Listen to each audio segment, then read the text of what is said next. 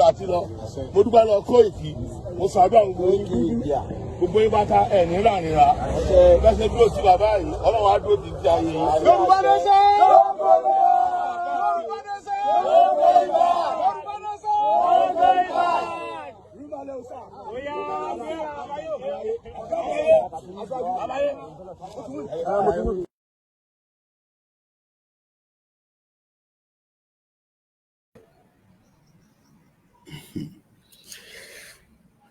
Okay, happy new week as we kickstart from the studio in Africa. The day 48 of the Yoruba Nation campaign continues on the channel from the Koikimedia platforms across the Facebook. I believe in the next 2 hours, we should have access back to our TikTok and hopefully we can go live from there. But around right now, we're live on Twitter Space, Twitter, Instagram, Facebook, and also on the Koikimedia YouTube channel.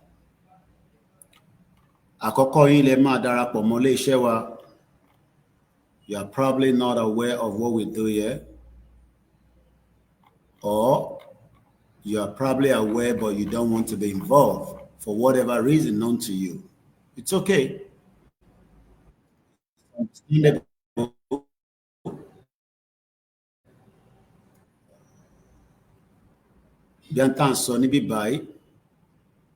Is of not use. But one thing is that every organization in the world, Olukalukuni inti won propagate to den tori e se wahala fún àwọn ìran wọn. So itawa náà ṣe ní iléeṣẹ́ wa ní bíbáyìí, òun ni láti fi yọra wa kúrò nínú Nigeria. Many Yoruba people read Nigeria as ibi tí kò lè pín nítorí tí wọ́n ti gbọ́ lẹ́nu pé kò lè pín. So ìyẹn ló sì ń fa challenge táwọn kan fi ń sọ pé ẹ sure pé tẹ́ ń ṣe yìí in tó máa bọ́ sí ni. Ìyẹn máa ń wà lẹ́nu ọ̀pọ̀lọpọ̀ àwọn ọmọ Yorùbá. Wọ́n máa bèrè lóòrèkóòrè nígbàkígbà pé in tí ẹ̀ ń pariwo pé kí Yorùbá dá dúró kó yọ láàrin ibi tí wọ́n fi sí pẹ̀lú Nàìjíríà. Àwọn kan ní ṣe ti sọ fáwọn tó jẹ́ stakeholders. Èmi àtẹ̀ máa bèrè pé ṣáwa náà kì í ṣe stakeholders ni. Torí bó ṣe bí àwọn náà lọ ṣe bí àwa náà.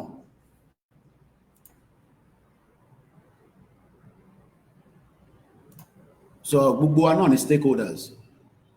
Èmi, ìwọ, ẹ̀yin, gbogbo ọmọ Yorùbá, àwọn ọmọ Oòduà. Bá pè ní Yoruba Nation, orúkọ tó sì ń jẹ́ nìyẹn, kò dẹ̀ lè yí padà for now. Mo bá wá kúrò nínú Nàìjíríà o, a lè decide pé orúkọ tá fi máa pè Odùduwà Republic, Yoruba Kingdom, ìyẹn á jẹ́ láàrin ara wa, but èyí tó ṣe pàtàkì ni pé Yoruba Nation òun ni wọ́n fi establish movement yìí.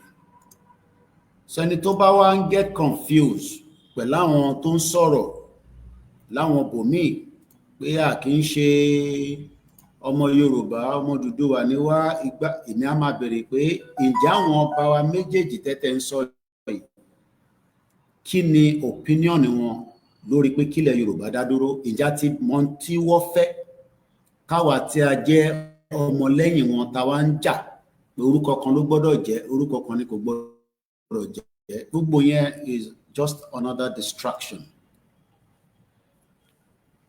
In tó ṣe pàtàkì tó ṣe kókó lákọ̀ọ́kọ́ ni pé gbogbo ìgbìyànjú bí a ṣe máa exit Nigeria òun ló yẹ kó wà nígbà yà wá. Let's listen to this before we go further. Please share the program and invite others to do so. Lẹ́ẹ̀kan sí, this is a live transmission coming all the way down to your views. 11:58 a.m. local time nílẹ̀ Yorùbá níbi tí broadcast yìí ti ń wá tó fi ń dé gbogbo àgbáyé torí kò ń ṣojú kan ni wọ́n ti ń gbọ́ Koikimedia. Koikimedia is well listened to not just in Nigeria but across the globe. Kò wá ń ṣe fọ́mọ Yorùbá nìkan ni Koikimedia wà fún. But for now, we have decided we will leave it as an operational media láti fi ran ìrìnàjò Yorùbá nation lọ́wọ́. But ìyẹn stop wa láti máa jẹ́ káwọn èèyàn mọ̀ tó lọ lágbàáyé. The world is full of different news that is breaking on a daily basis. Let's listen to this as we continue to ask for freedom for Dr. Chief Sunday. In the 27th of July 2025. A tún fi àsìkò yìí a fi ń rọ gbogbo àwọn ọba ilẹ̀ Yorùbá àti gbogbo àwọn tó jẹ́ àgbàlagbà ilẹ̀ Yorùbá pé kí ni bàbá wa Dr. Chief Sunday Adéyẹmọ Ìgbòho kí ni ẹ̀ṣẹ̀ wọn tó fi di pé wọ́n lé wọn sí ẹ̀yìn odi. À ń rọ gbogbo àwọn ọba ilẹ̀ Yorùbá kábíyèsí o àṣìfìlà fún orí adé kí wọ́n dákun kó jọ̀ọ́ kó bá wa gbé ìgbésẹ̀ lórí ọ̀rọ̀ bàbá wa Dr. Chief Sunday Igboho kí wọ́n lè ní ìtúsílẹ̀ kó ní access sí àkáǹtì wọn kí wọ́n lè ní òmìnira wọn ní kíákíá nítorí pé in tí bàbá wa Igboho ń béèrè fún kò ju pé kí ilẹ̀ Yorùbá kí ààbò kó wà lórí ẹ̀ kí gbogbo nǹkan kí ọ̀pọ̀lọpọ̀ àwọn tí wọ́n ráǹfààní àti lọ sóko kó lè lọ sóko. Ìdí tí a ṣe tún béèrè pé kí ni ẹ̀ṣẹ̀ bàbá wa Dr. Olóyè Chief Sunday Igboho tí gbogbo èèyàn mọ̀ sí aka Igboho Òòṣà. Màá tún fi àsìkò yìí rọ gbogbo ẹni tí ó bá rí fídíò yìí kó bá wa fi ránṣẹ́ sí gbogbo ibi tó bá yẹ kó dé kí ó lè ní etí ìgbọ́ fún gbogbo àwọn tó máa láǹfààní àti gbọ́. Orúkọ tèmi náà kò tí yí padà, Ọláyọmí Kóìkì tí gbogbo èèyàn mọ̀ sí Koikimedia, bringing the world closer to your doorsteps. Àti lọ mo dúpẹ́ lọ Kóìkì mo ṣàdúrà gbogbo yín bá ta ẹ̀ ní rànìrà bẹ́sẹ̀ bí ó ti bàbá yìí Ọlọ́run á dúró ti di ayé yìí. Yorùbá ló ṣe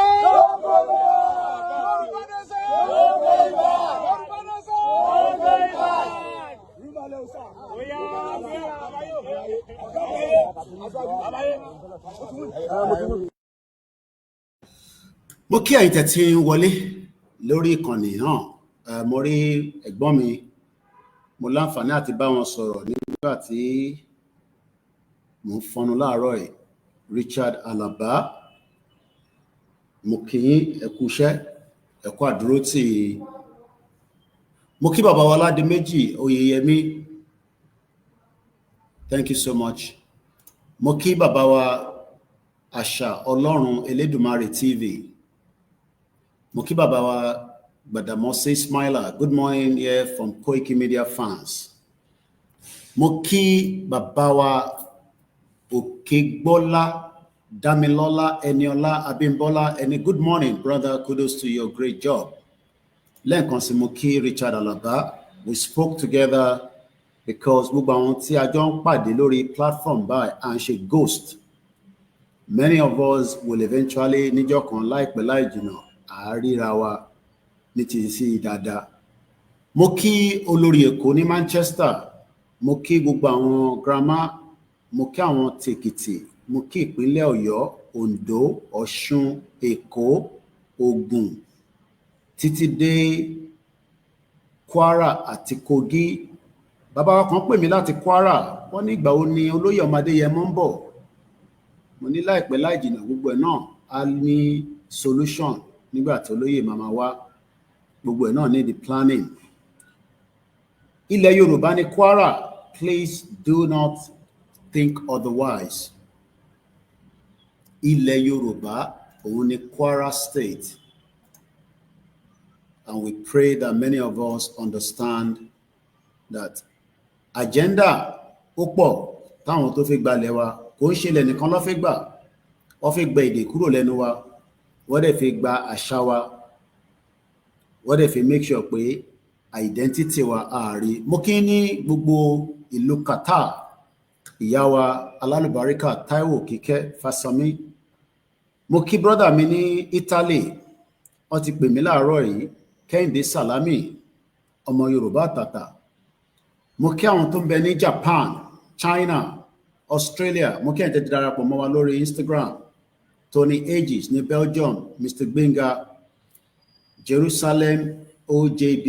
Mo kí ẹ̀yin tẹ́ darapọ̀ mọ́ wa lórí Twitter space. Bakari. Mo kí Mr. Gbenga àti àwọn tó ń gbọ́ tó jẹ́ pé wọ́n indicate pé mo fẹ́ jẹ́ kí wọ́n rí ara wọn, torí ìyẹn lè wà lórí Twitter space kó dẹ̀ fi rẹ̀ sí anonymous. Èmi mọ̀ pé àwọn èèyàn wà níbẹ̀, ara àwọn tó ń lo fake account. Mo kí Santra Coco, brother mi Abiodun George, Ọlọ́run túbọ̀ bá fún yín lálàáfíà ẹ̀ ní ṣàárẹ̀. Mo kí gbogbo àwọn grandma, mo kí màmá tó bí mi lọ́mọ, mo kí olóyè ọmọdé Yẹmọ Ìgbòho Òòṣà. Kọbẹ̀lẹ́dùmarè kó bá wa dúró tì. Mo kí Princess, mo kí ní London, mo kí ní Manchester, mo kí ní Tokyo, mo kí ní Lagos Island, mo kí ní Surulere, mo kí Lọ́balẹ́ndé, mo kí gbogbo àwọn NURT àtọmọ Yorùbá tó fẹ́ àtẹni tó fẹ́. Gani Olóyèdé, good morning sir. Koikimedia International, bringing the world closer to your doorsteps. Máì tí sá lọ lórí platform lẹ́ni torí pé ibi báyìí nìkan ló connect Yorùbá nation with the international world.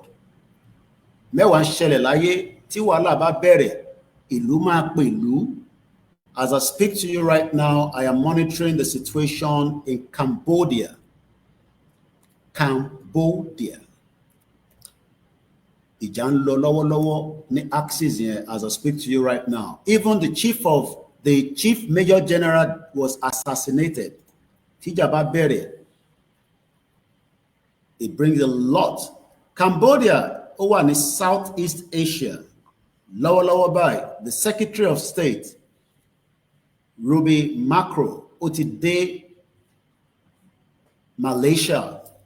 Púpọ̀ nínú yóò mọ̀ Malaysia, bó máa ṣàlàyé díẹ̀. Malaysia, as I speak to you today, ó wà lára ìlú tí ilẹ̀ Yorùbá fún ní epo ẹ̀yìn tá ń pè ní palm oil.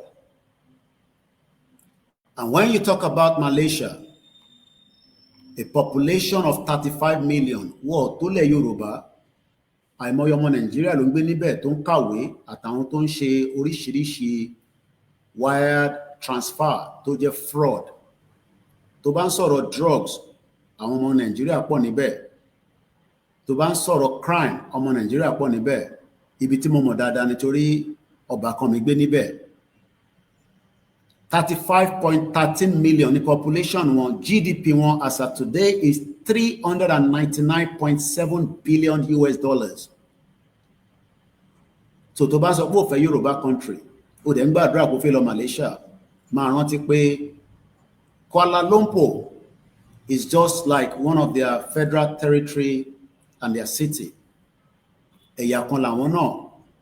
Mo ní nígbà tí a bá ń sọ fún gbogbo ọmọ Yorùbá pé ọ̀rọ̀ tó ti dìjà, àlàyé ló ṣe mú jáde, bọ̀ tó bá dìjà, wọ́n á rú gbogbo wa lọ sí ìlú kan láti máa lọ negotiate. Tó máa sọ pé ceasefire. As I speak to you on a quick update, Thailand, Cambodia has agreed to immediate unconditional ceasefire nílùú Malaysia. That means pé wàá kọ́kọ́ tẹ̀ dá ìjà dúró náà kó lè fi padà sórí round table. Bàbá Akíntóyè ń sọ fún President Bola Ahmed Tinubu, let us sit on the round table. Ṣó dìgbà táwọn ẹ̀yà tó kù bá dájà sílẹ̀, ẹ̀yin rò pé tíjà bá bẹ̀rẹ̀ ní Southeast, tó bá bẹ̀rẹ̀ níbi tó bá ti bẹ̀rẹ̀, you think that is not going to affect you. Mo kí bàbá wa Akínjídé Ìṣọ̀lá, wọ́n ní media, Koikimedia, the only platform you can hear the truth about Yoruba nation. Well done, Òrìṣà òkè yóò gbé orílẹ̀-èdè fún wa, àgbọ̀ orílẹ̀-èdè fún wa. Like I said, the Malaysian Prime Minister Anwar Ibrahim says the Southeast Asian neighbors has now agreed to a ceasefire starting at 1700 hours GMT. Lẹ́ni, gbogbo ìjà tó bá máa jà nísìnyí, according to their time, tó bá ti dago márùn-ún, wọ́n gbọ́dọ̀ dá dúró.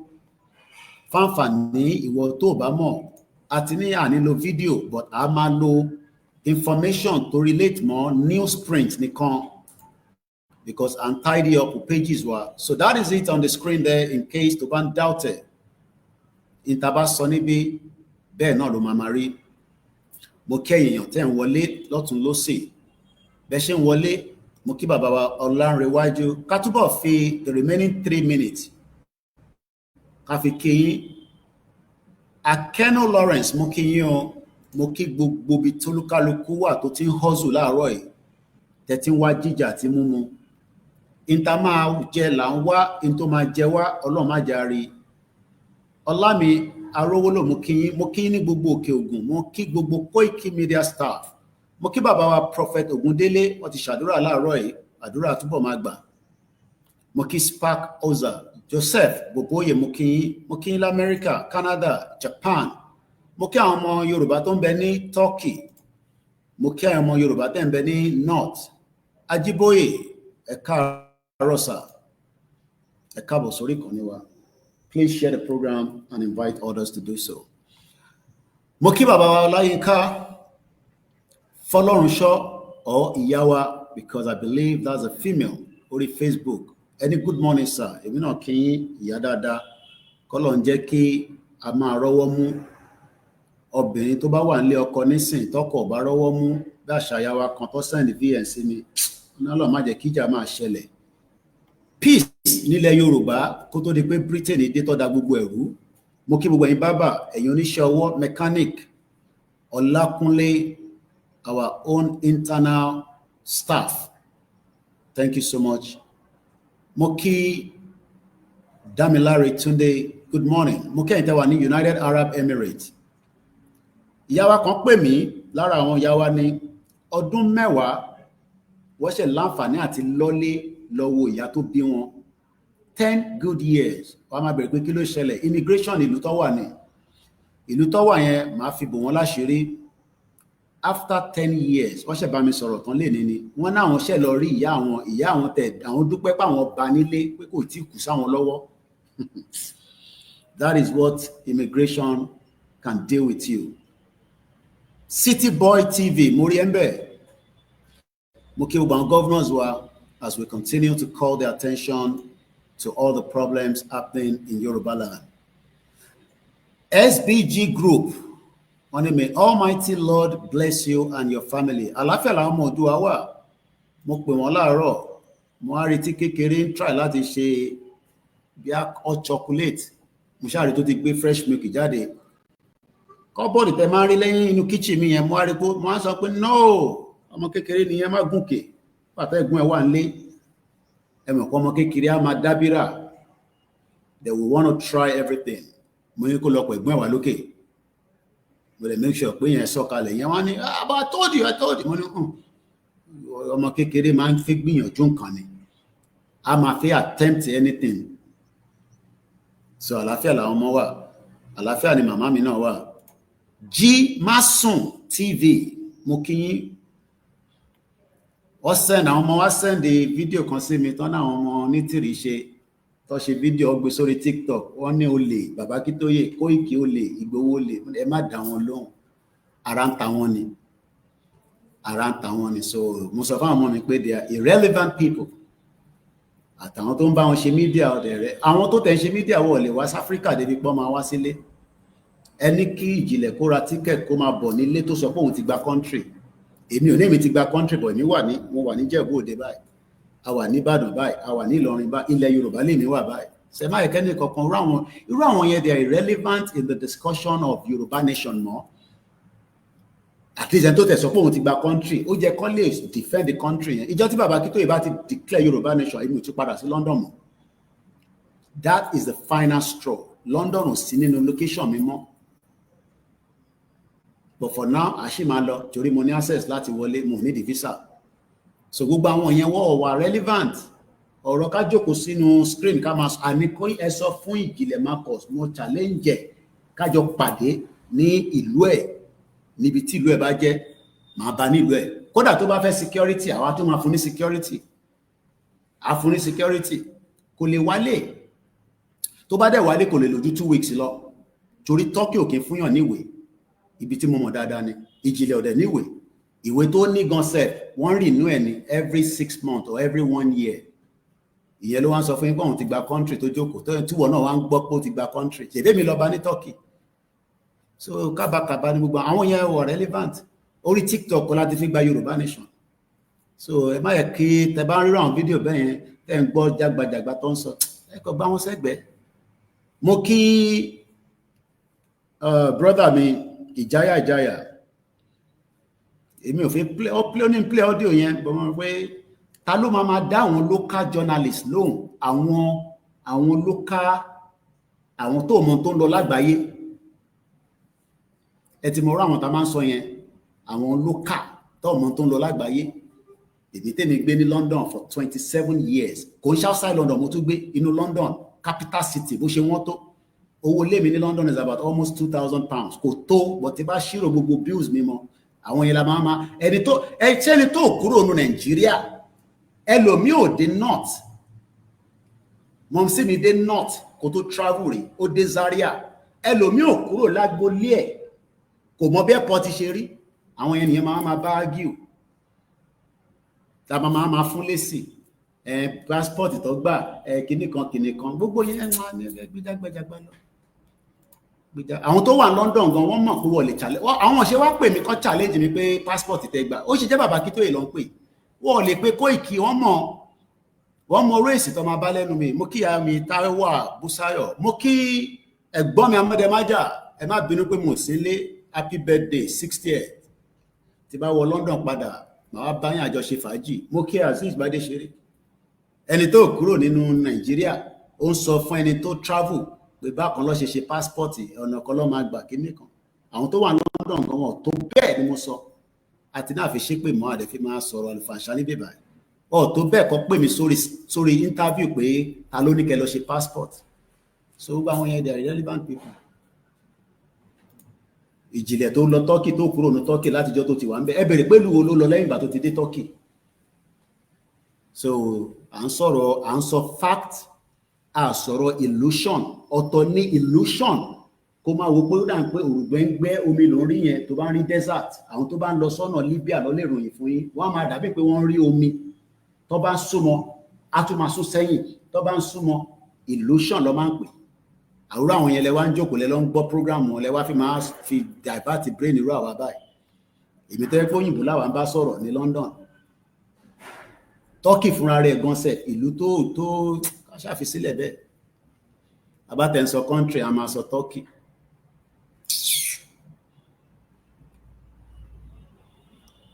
City boy only we were coming back from orílẹ̀ gbọ́n àṣírí bàbá mi dáadáa. Mo kí gbogbo ẹ̀yin tẹ́jọ́ tẹ̀lé wa rìnrìn àjò yẹn ọba Elédùmarè wà pẹ̀lú yín.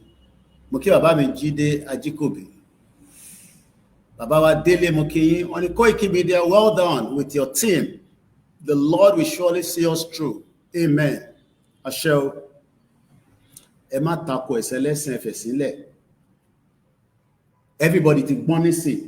A ti mọ̀ pé wọ́n lè fi kankan kó wa lómi ọbẹ̀ jẹ ẹ fi àwọn ẹ̀sìn yẹn sílẹ̀ ẹ jẹ́ kólúkálukú máa ṣẹ̀sìn ẹ̀. Ṣé láwọn tó ní àjẹ́ndà pé ilẹ̀ Yorùbá ò ní dúró nínú àwọn ẹ̀sìn yẹn kò bá jẹ́ oníṣẹ̀ṣe ni kò bá jẹ́ mùsùlùmí ni kò bá jẹ́ kìrìsìtẹ́nì ni ìyẹn ti léètì nísìn. A ti educate gbogbo ọmọ Yorùbá pé gbogbo tó bá wùn ẹ́ kódà wùn ẹ́ o lè máa bọ igi kó jí láàárọ̀ kó máa tọ́yọ̀ epo sórí igi problem ti ẹ nìyẹn.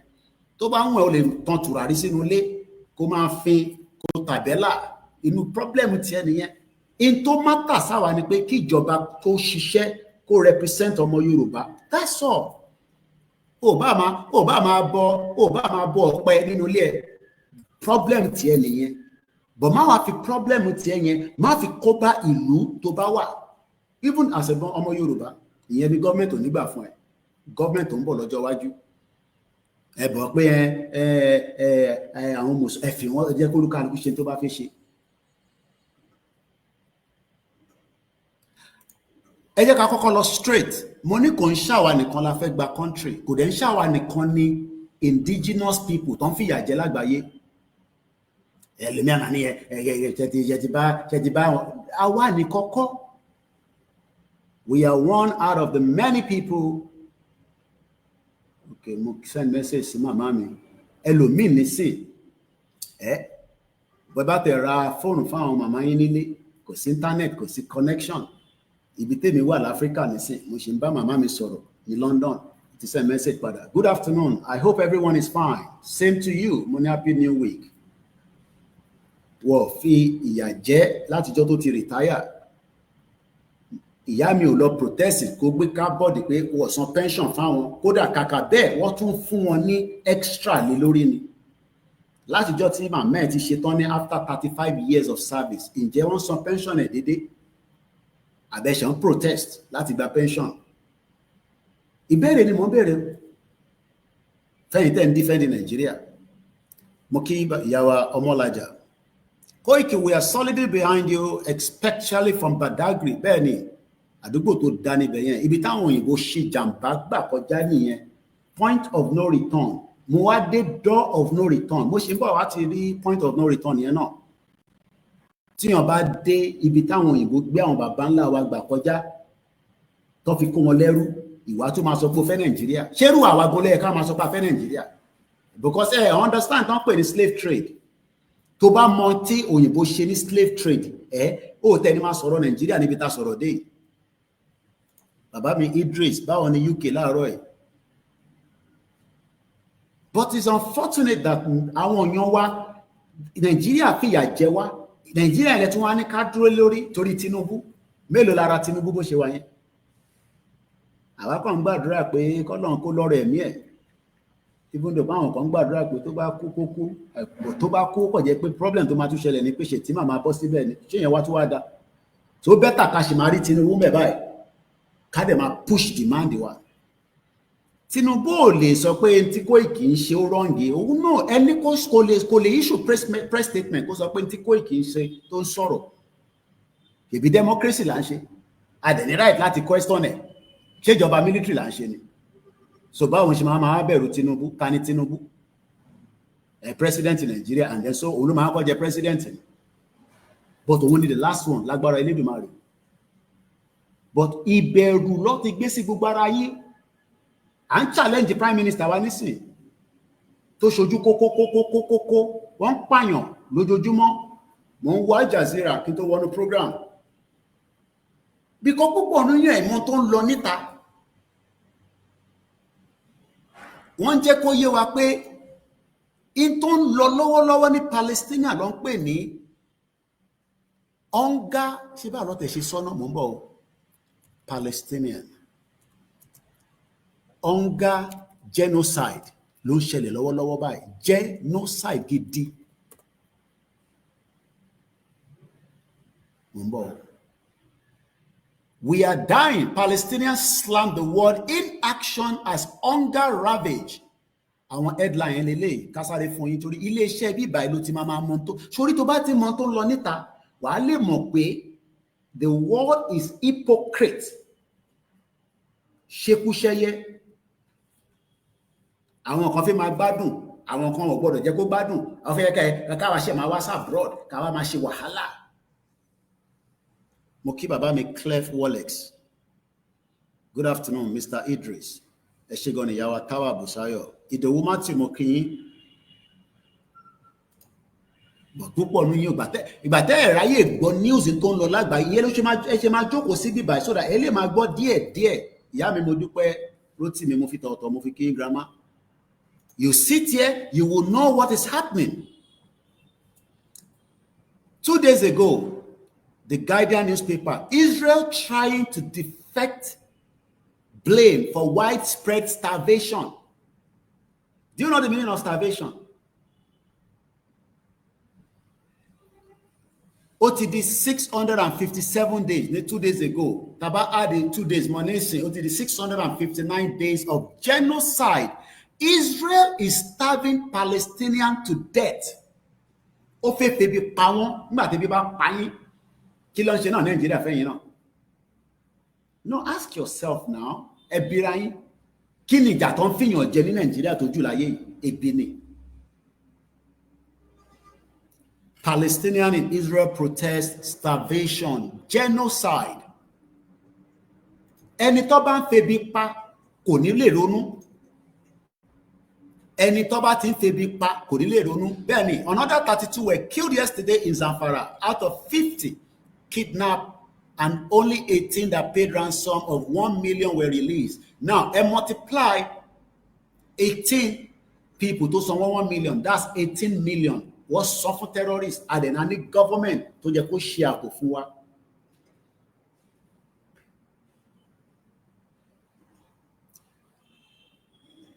Mo kí bàbá mi, uncle wa brother wa Tony Ages. That is what our people doesn't understand. Sikiru Alani, true heart, mo kẹ́yìn silent listeners. Gbogbo yín ti wọ ibiṣẹ́ lè mí náà ṣe wọnú ibiṣẹ́ ni. 12/24 ìní 28 July 2025 àtẹ record látẹ̀ nǹkan fáǹfà náà àwọn tó máa ń gbádùn record. Èèyàn mélòó ló máa ń rí àwọn audios wa kí n tẹ̀ kọ́kọ́ wo percentage àwọn olóbi owó ọ̀tẹ̀ ká ṣe máa rí ká máa ṣe audio. Èèyàn mélòó ló máa ń gbọ́ audio Koikimedia yàtọ̀ sí pé ẹ máa ń wo live wa. Ta ló máa ń bá àwọn audio yẹn pàdé because gbogbo yín kọ́ lẹ́yìn a ní nọ́mbà yín tẹ̀lé wà lórí Koikimedia. Èèyàn mélòó ló máa ń gbọ́ audio Koikimedia tàbá release ẹ̀?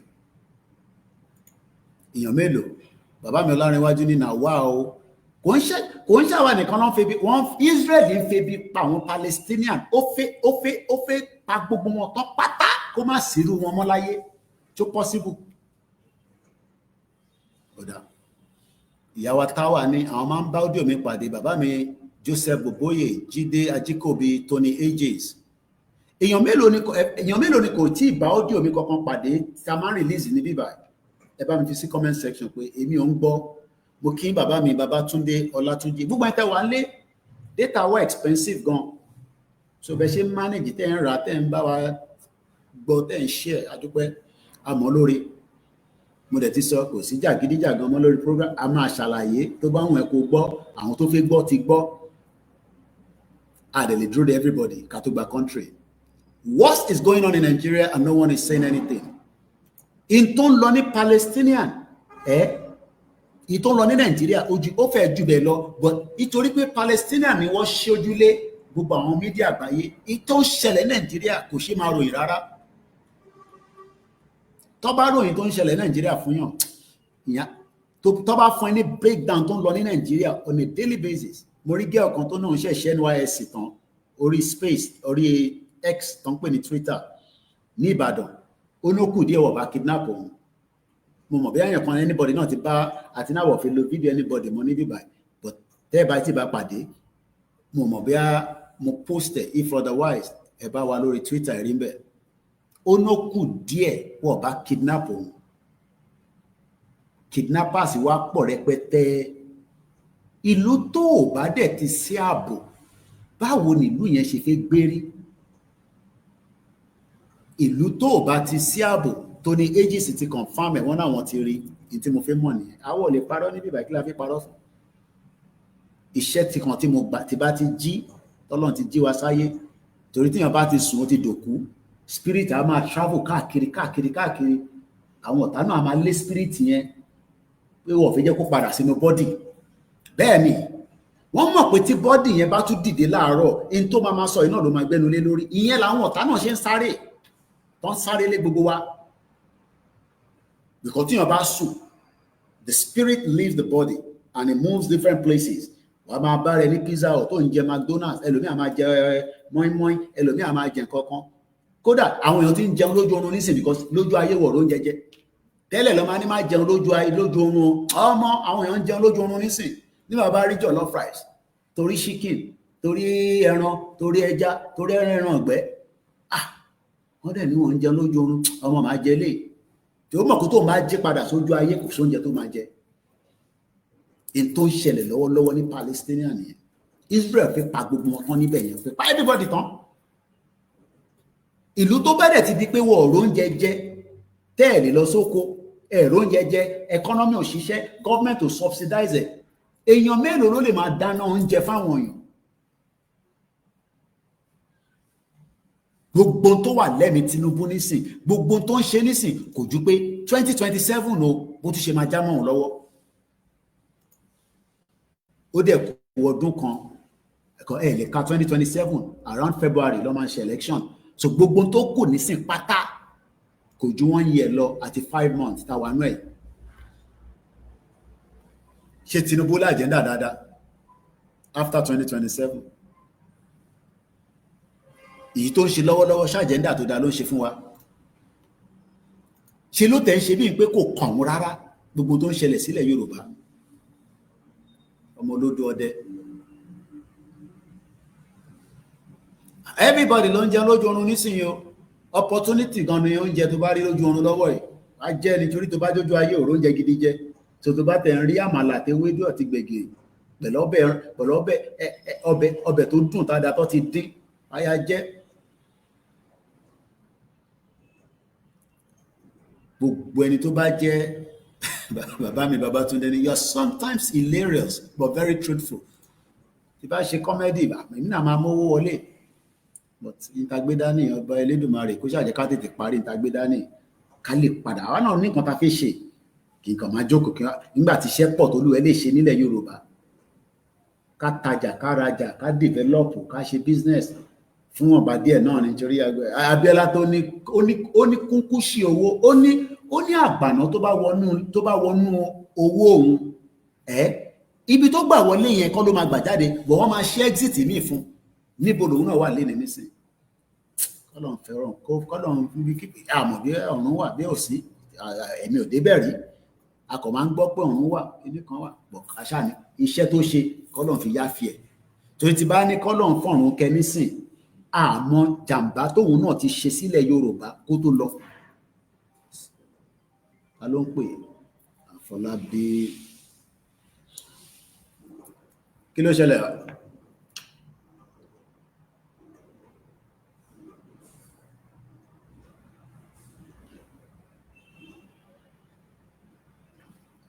Okay.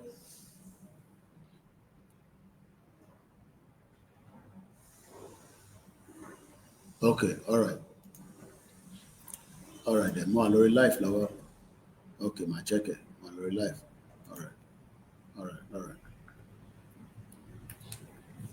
Àwọn drone footage tí wọ́n record ni mò ń béèrè pé níbo ló wà. So wọ́n ti send a máa wò nísìn. Wọ́n ti send ẹ̀ síta. Ẹ mọ̀ pé ẹ ra drone, ẹ̀yin lẹ́ni èmi kọ́ mo ní. Kí láwa fi ṣe? Iṣẹ́ tẹ́ fi bẹ̀ wá náà la máa fi ṣe. Mo kí Azeez Bádéṣeré káàbọ̀ sórí ìkànnì wa. Mo mọ̀ pé lọ́dọ̀ tiẹ̀ nísìn bí aago 7 or aago 6 àbọ̀ ló ṣe ń lù. Àwọn ta Amẹ́ríkà. Wíìkì lọ́dọ̀ àpá àwọn tó wà nílé máa gbọ́ lédè. Àwọn ọmọ tiwa náà ti wà lọ́lédè láti almost last week. Kọ́lọ́n wà pẹ̀lú gbogbo àwọn ọmọ wa. Àní ṣe lásán. Gbogbo ẹni tó dẹ̀ ń dìtẹ̀ pé ilẹ̀ Yorùbá ò ní lọ dáṣìwánú Nàìjíríà. Mo pàdé write up article kan lórí People's Gazette. A fẹ́ continue pẹ̀lú bí ta ti parí lánàá, part 2 la fẹ́ sọ, but àkọ́kọ́ lọ sínú ìdí tí unity ò lè work. Àṣírí ìkọ̀kọ̀ Elédùmarè. How is the weather? Látàbúlé mi ní bíbà ọmọ gbogbo ẹ̀ kàmù ni. Àgbà tí mo ti dé Agídí gan mo fi ń lè fomi tútù lásán wẹ̀. Mo tan fáànù gan sef. Àwọn àbí London mo tún wà ní. Bàbá mi Sunday Bankole. Now let's go straight into the broadcast because of the time constraint. Ẹ tó bá mọ Tinubu tó ń sáré 2027. Ẹ sọ fún Tinubu pé 2027 kọ́ ni solution tó wà nílẹ̀. The solution should be the dissolution of Nigeria. Okay, ń bá audio wa pàdé, á jẹ́ pé sí nínú Koikimedia WhatsApp group. tẹ́ bá wà nínú group yẹn máa bá pàdé. Gowon brought calamity to Benue Plateau people and catastrophe to the entire contractions. Gowon yẹn náà nísìnyí tó bá fún lẹ́ran nísìnyí kò lè dájẹ́. Wicked people, evil. Àwọn tó ọ̀rọ̀ tó lá níbi pọ́ fẹ́ ro tèmi. So ká record eléyìí tá à ń ṣe yìí náà. Ká kọ́ record ẹ̀ torí àwọn tó máa ń láǹfààní àti send ẹ̀ sáwọn family wọn.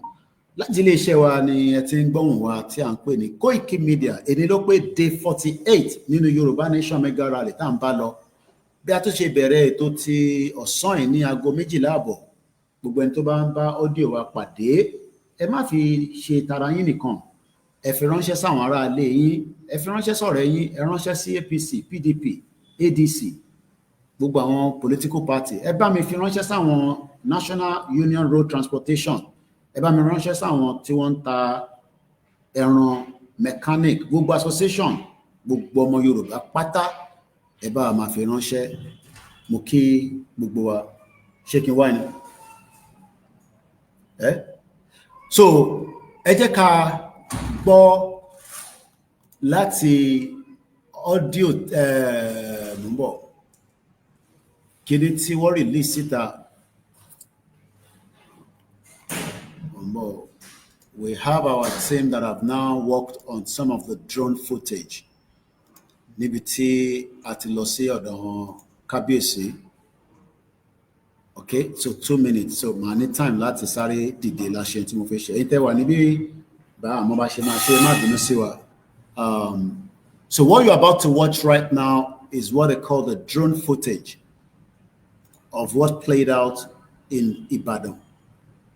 Ní Ọ̀yọ́ rather àti Ògbómọ̀ṣọ́. Koikimedia bringing the world closer to your doorstep. So let's give you those drone footage right now.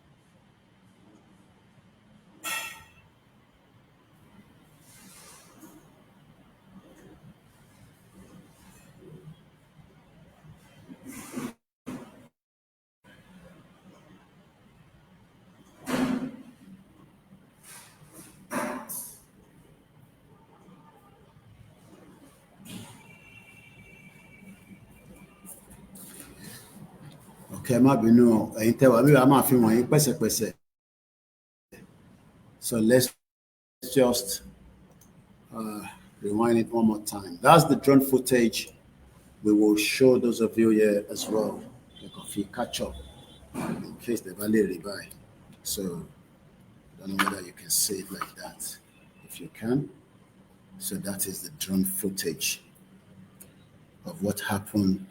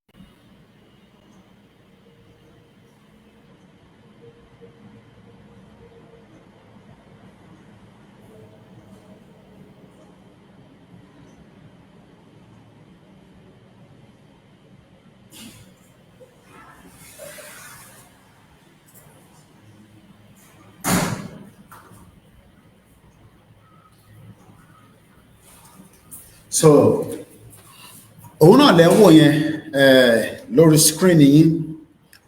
That is the view from inside. That is the job of the drone right there, as myself, Igbowo, and the rest of the team were heading into Kabiesi's palace. Koikimedia. So so that is what it looks like right there. So that is the drone footage. So the drone footage of how we got into the palace. So once again, Akibugwe Yawa Ti Etidarapọ̀ mọ́ wa. So you can see that is a beautiful. No, I'm good. I'm good for now.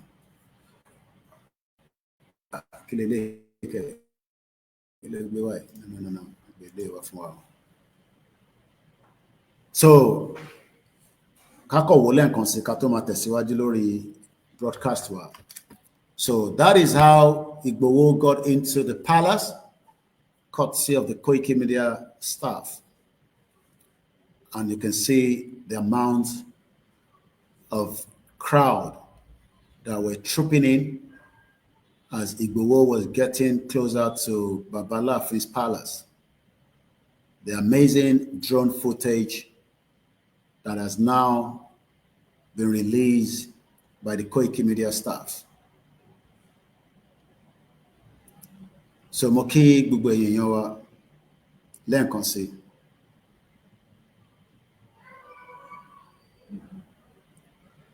As we can see there, great work by the security, great work by all the organizers, and you can see the amount of the vehicle all the way straight further down. A very narrow road, very tight, but adúpẹ́ f'Ọlọ́run pé ẹnìkankan farapa, which is the beauty part of it. So that is what it looks like in case they're about to YouTube or Facebook and or Instagram. You can go there. The images are now quite right there. Adúpẹ́ fún our drone operator. Tó bá jẹ́ pé ara drone yìí nísìn tí à ń rojú owó bá ṣe máa ń sọ nínú iṣẹ́ yìí, a ní ní access láti rí nǹkan tá rí báyìí.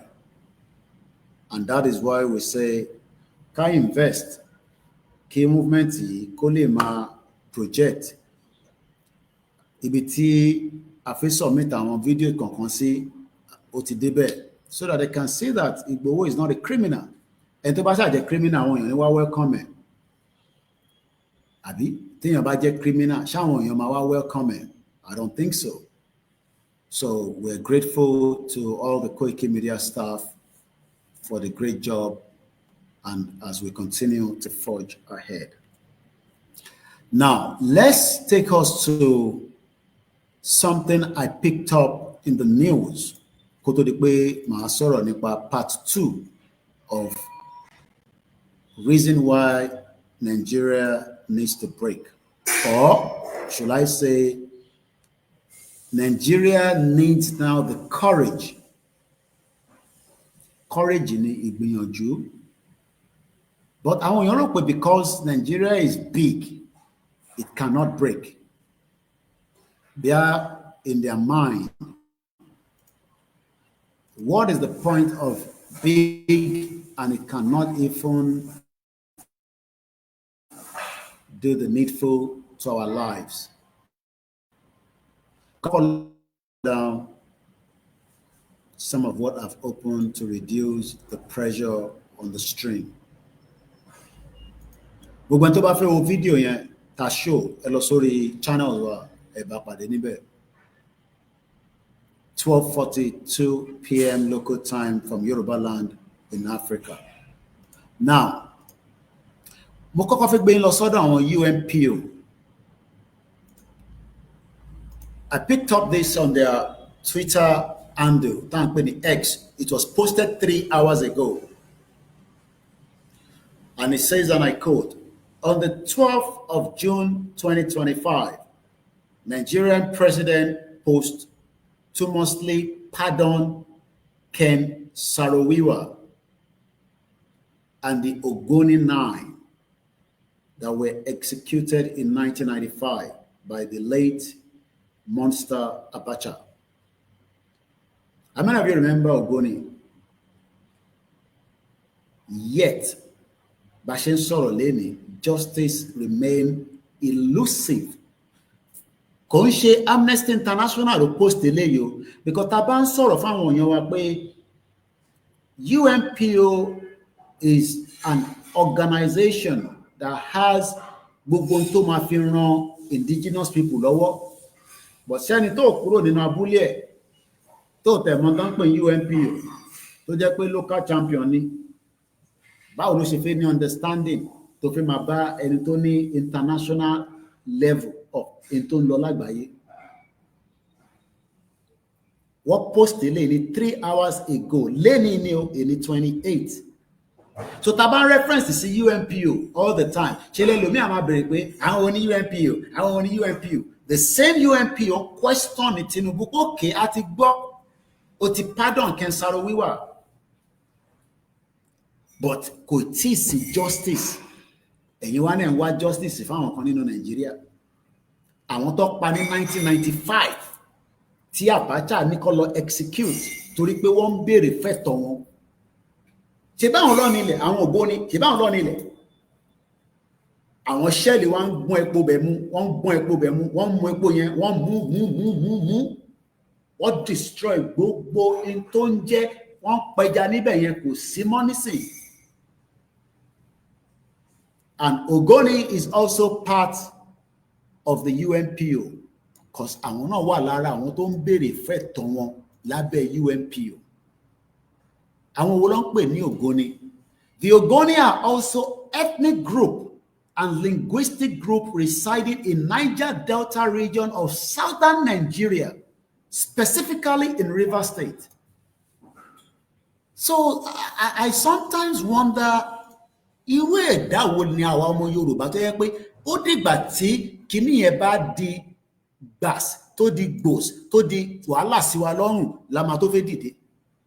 Why tó jẹ́ pé à ń fẹ́ react with the situation of things as it's happening, as building up. Wọ́n ní Fúlàní ò ní gbẹ̀yìn, wọ́n ò ní kúrò lẹ́yìn wa, ìyẹn làwa sì ń bá wọn ṣe ọ̀rẹ́.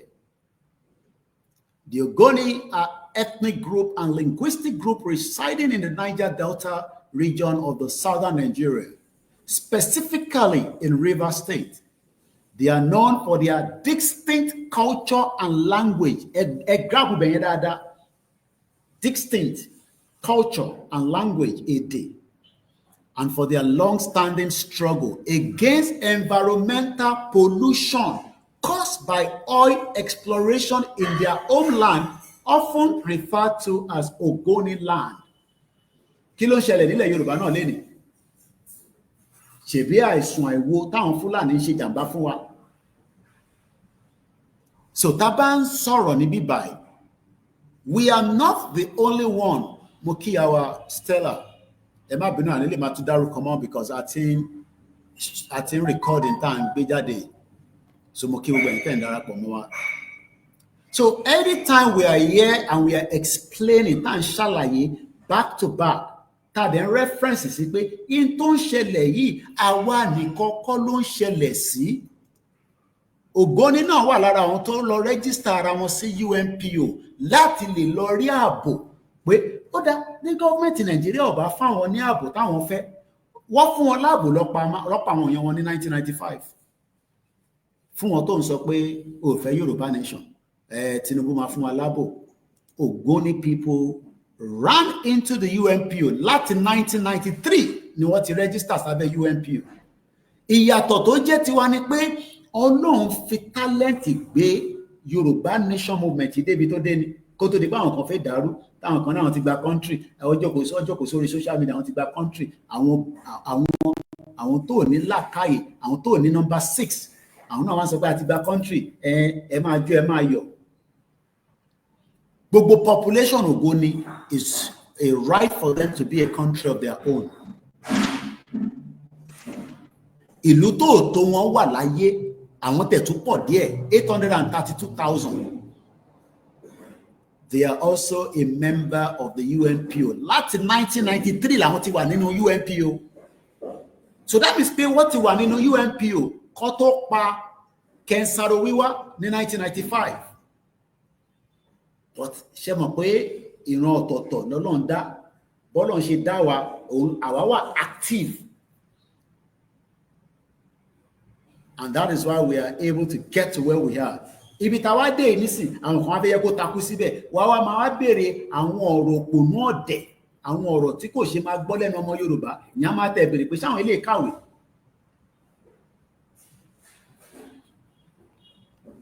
And you can see that, like I said, the Ogoni people have been a member of the UNPO since 1993. How many years ago is that? Ẹ fi pé diplomacy nǹkan tó máa ń yá ni kò ń yá. You want to go through the diplomacy, you got to take your time.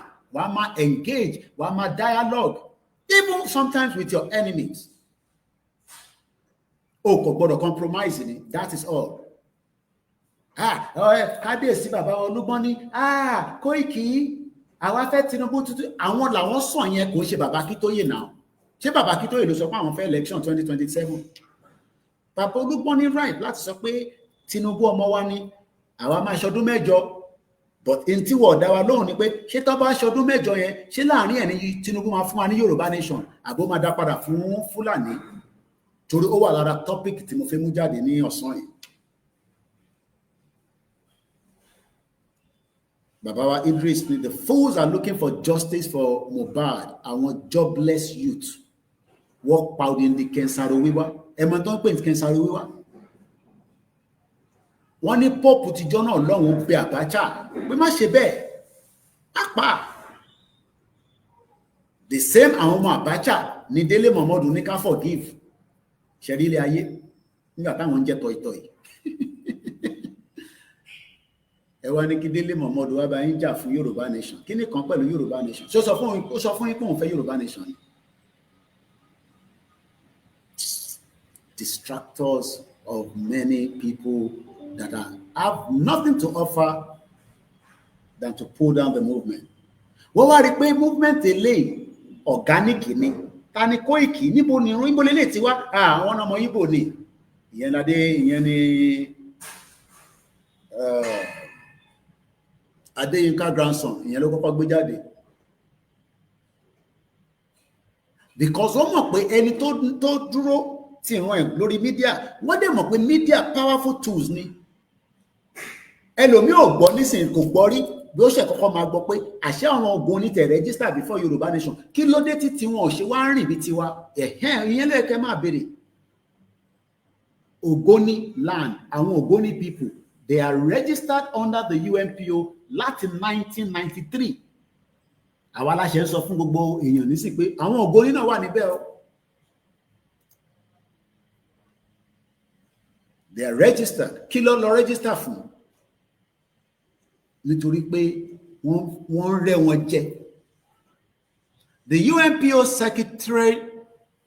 Secretariat works for the right of the Ogoni people as a whole and might work with different civil society organizations and groups and representatives from the Ogoni community. However, the main organization representing the right of the Ogoni within the UNPO membership and with the voting right at the General Assembly is the Movement for Survival of the Ogoni People, MOSOP. Ṣé kò ṣe pé àwa náà fi survive? Àwa náà fi survive. Now, let's go further. Nínú ọ̀dọ̀ àwọn UNPO Twitter ni mo ti bá pàdé. From there, I saw another ethnic group tó ń pè ní the Naga people. Wọ́n ń pè àwọn yẹn ní the Naga people. Mo kẹ́yìn yan wa tẹ́tí darapọ̀ mọ́ wa lọ́tùn lósì. Please share the program and invite others to do so.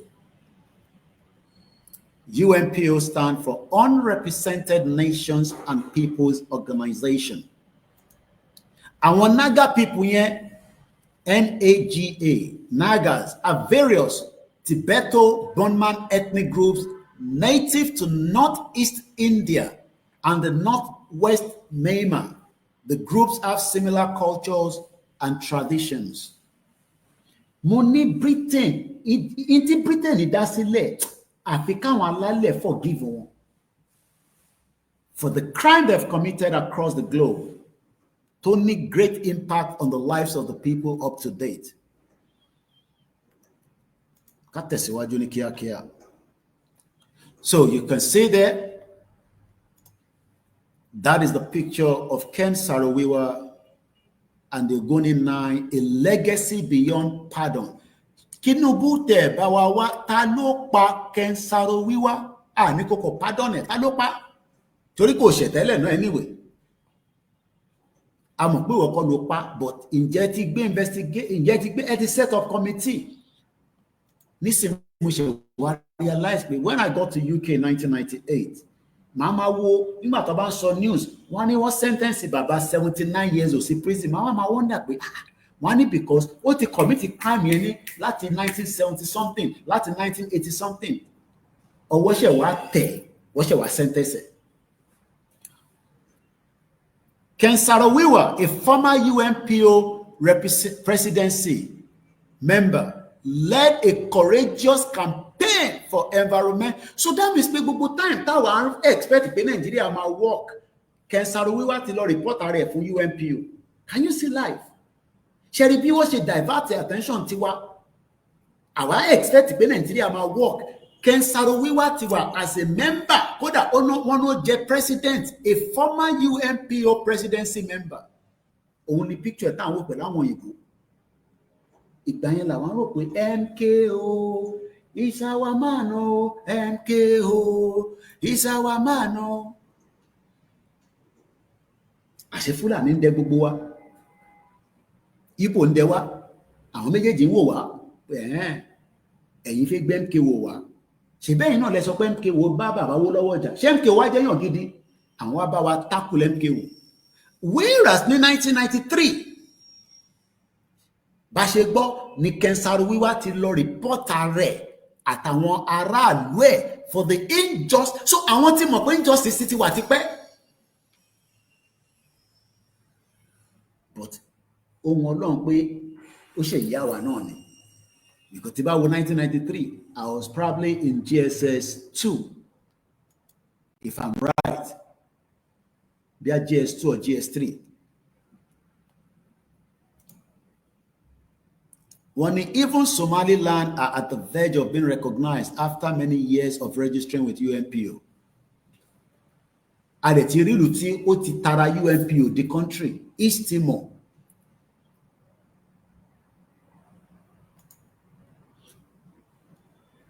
So Ken Saro-Wiwa had been exposed in Nigeria as far back as 1993. Làwọn ti jágbọ́n pé ìlú tẹ́yìn fẹ́, ìlú tẹ́yìn ọmọ Nàìjíríà, ẹ̀yin ọmọ Yorùbá ìtẹ́yìn sọ pé ẹ fẹ́ build. Ìlú yóò ṣe build, Fúlàní ò ní jẹ́ kẹ́rí build. Because agenda yẹn wọ́n fẹ́. Dígbà yẹn làwọn OPC dìde, àwọn Nàdẹ́kò jà, gbogbo ẹ lọ bó ṣe jẹ́ kó lọ. Ọwá nódà ẹja fa Ọbásanjọ́ sílẹ̀. Ṣé Ọbásanjọ́ gẹ́gẹ́ bí ọmọ Yorùbá? Ṣé Yorùbá lọ Ọbásanjọ́? Tẹ̀wá fi ń wá kó ṣe dáadáa fún wa. Ọbásanjọ́ ṣe tán, ó gbé fún Yar'Adua. Ìyẹn ti kú, wọ́n fi bò mọ́lẹ̀. Ọbásanjọ́ ní ṣó ti kú àbó ṣe wà live, ó náà ti kú.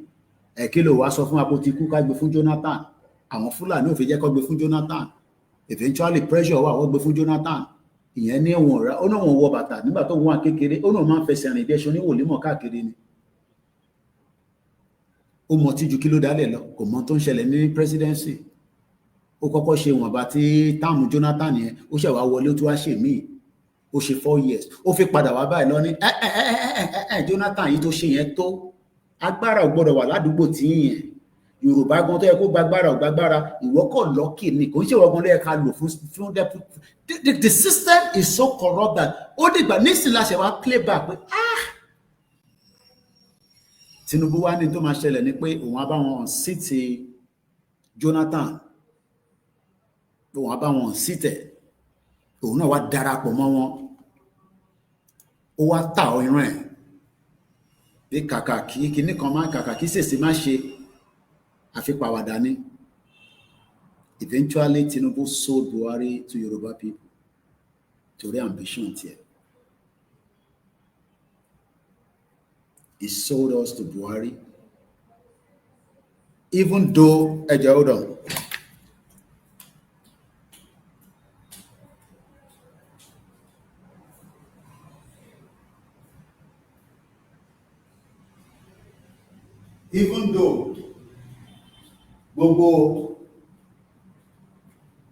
Even though gbogbo tí Tinubu mọ̀ ó ṣe bí òun ọ̀tẹ̀ mọ̀ tó ń lọ ẹrọ̀pọ̀ dẹ̀ ni bàbá yẹn ni ó mọ àdéhùn tóun àti Buhari jọ ṣe tó bá fẹ́ ṣe fún ọmọ Yorùbá tèmi náà bá ti wọlé èmi náà ṣé wọn bá ti bá lè ṣe fún yín agreement ẹ̀ nìyẹn. Òun ló ń lọ lọ́wọ́ báyìí nísìn ó tún lé 2027 bẹ́ẹ̀ bá fún láyè tó bá ṣe 2027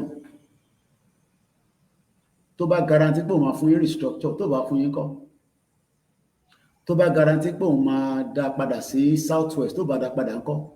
Ǹjẹ́ à ń ronú many things that can happen in that space of many years that we're talking. Pẹ̀lú gbogbo ta ti mọ̀ nísìn tó tẹ̀ jẹ́ ká máa fi ẹ̀mí wa wé ká gbé ẹ̀mí wa ẹ̀mí tó jẹ́ pé Ọlọ́run ló lẹ̀ níyẹn ẹ̀mí tó ń lọ sókè tó ń lọlẹ̀ Ọlọ́run ló ní. Kí ló ṣẹlẹ̀ mo ti bá sọ̀rọ̀ lánàá ẹni tó lẹ̀mí ti mẹ́mí ẹ̀ lọ ẹni tó ní ẹ̀mí ó ti mú ẹ̀mí yẹn lọ ìyẹn làwa wá ń play àwa Yorùbá wá ń play pẹ̀lú life wa àwa sọ di ludo kàlòkàlò àwa ń fi life wa fi ń tàlàkà torí selfish interest bàbá yìí bàbá tó ní kò lè sanwó lé nígbà tó dé ní 1999 tó padà wá sílé ní 1998 or whatever after Abacha kú òun fúnra rẹ̀ ò lè dá sanwó lé àwa dé fìlà àmì jàgàbá. Mo ń gbọ́pọ́ ní MC Olúọmọ ti endorse ọmọ ẹ̀ Ṣèyí Tinubu for governor of Lagos State. Ó wá ń fi ayé wa play ludo. Bọ̀ nígbà tí poverty jẹ́ ti wọnú ilé. Bẹ́ẹ̀ ni ìyàwó Rúkàyà àtọmọ wọn. Selfish ambition yẹn nísìnyí ló tún fi gbé wọlé lọ báyìí nísìnyí pé 2027 ti ń bọ̀ o. Ẹ̀yin ọmọ Yorùbá máa ti padà lẹ́yìn àwọn Fúlàní àwọn yẹn ti padà lẹ́yìn ẹ̀. Àwọn Fúlàní wọ́n ti padà lẹ́yìn Tinubu bó ṣe wà yẹn. Kò sí in tó fẹ́ lọ fi convince North because dìbò fóun ní 2027 bó ṣe wà yẹn.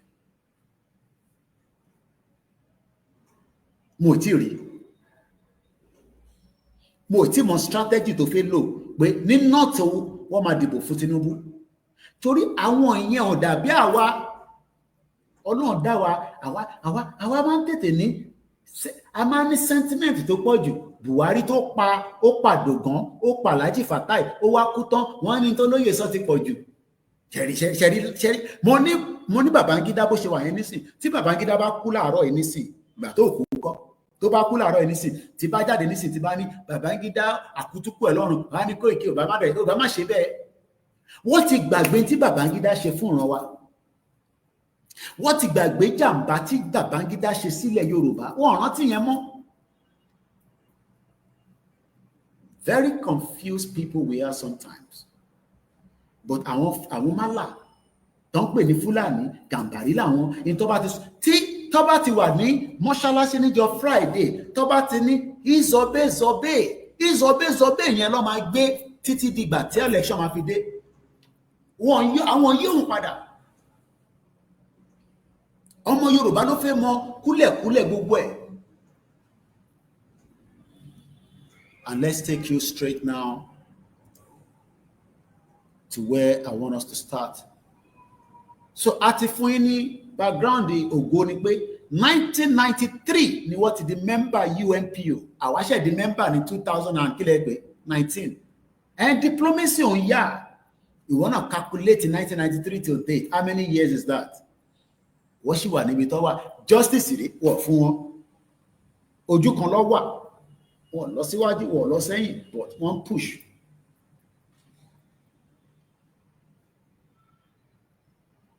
Mo kẹ́yìn yan wa. Mo ní àlàyé lókù tá máa ṣe fún yín, kò sí jàgídíjàgan lórí platform mọ́. Bó bá mú ẹ kó gbọ́, bó bá mú ẹ kó má gbọ́. Èmi kúkọ́ mò ń fìyà jẹ yín. Ṣé mi mò ń fìyà jẹ yín ni? Àwọn sínétọ̀ yín tó fìyà jẹ yín àti House of Rep ẹ lọ bá wọn. So kí tèmi ni pé kémi sọ fún àwọn ọmọ Yorùbá pé ká kúrò ní Nàìjíríà. Bó bá mú ẹ kó ní òfẹ́. Bó bá mú ẹ kó ní òfẹ́. Ẹni máa yó ayó. Wọ́n ní tó bá ń gúnyán nínú kinní kan, kọ́lọ̀ ń káwa mẹ́ni máa yó ni ká tètè bọ́ nínú wàhálà yìí.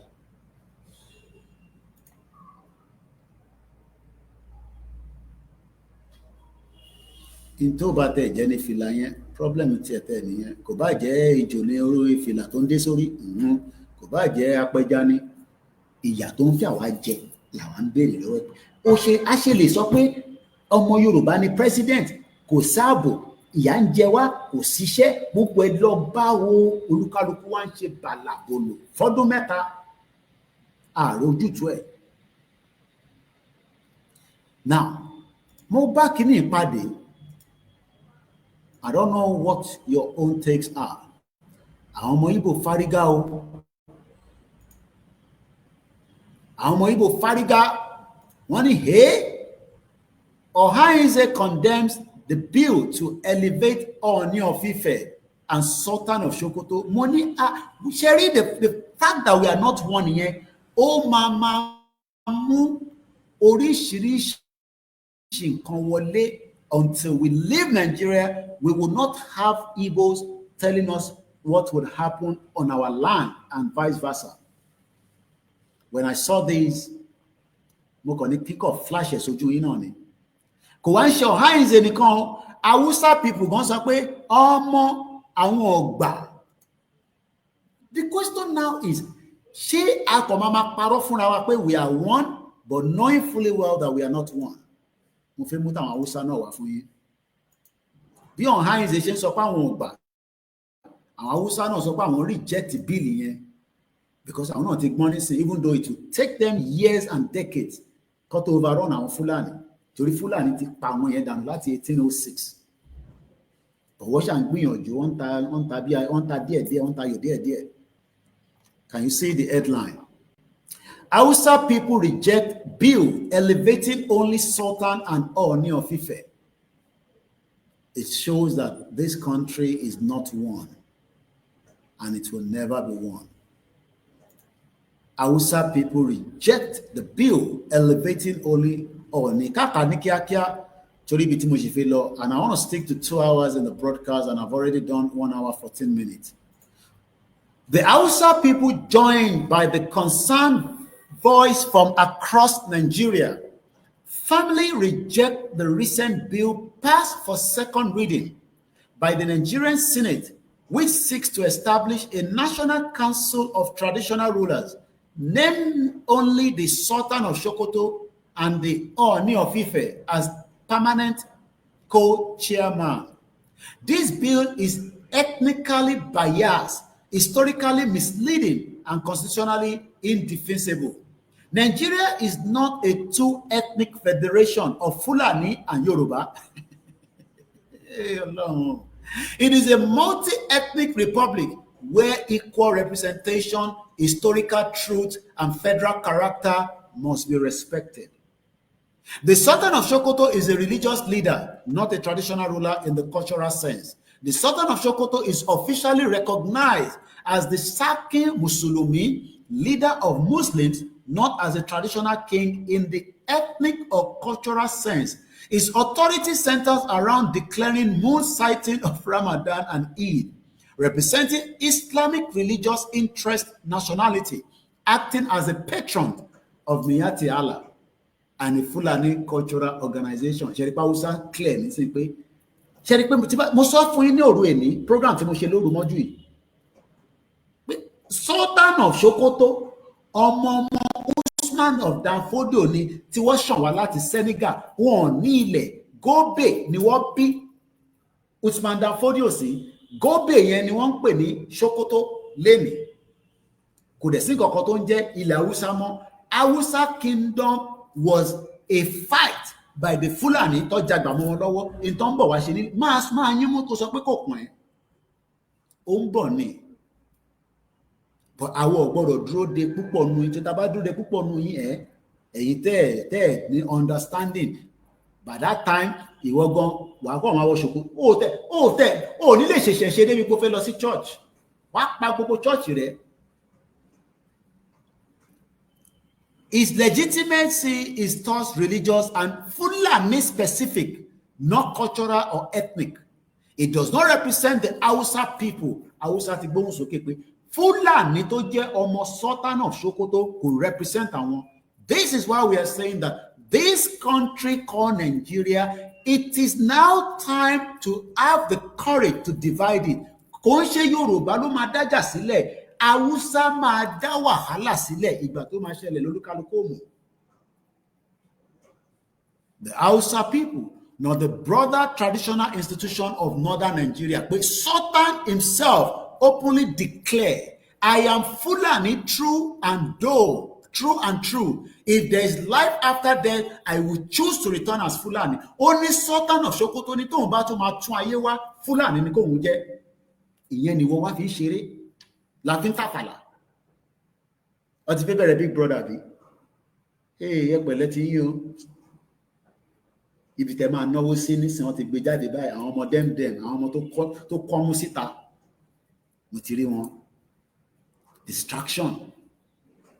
Ibẹ̀ ló máa jókòó sí ni life ẹ máa fi bàjẹ́. Ó ní Sultan of Sokoto ní tóun bá tún máa tún ayé wá. Pé ayé tóun wà lọ́wọ́lọ́wọ́ yìí tóun bá tún máa tún ayé mi wá Fúlàní ní kọ́ lóun ṣe òun.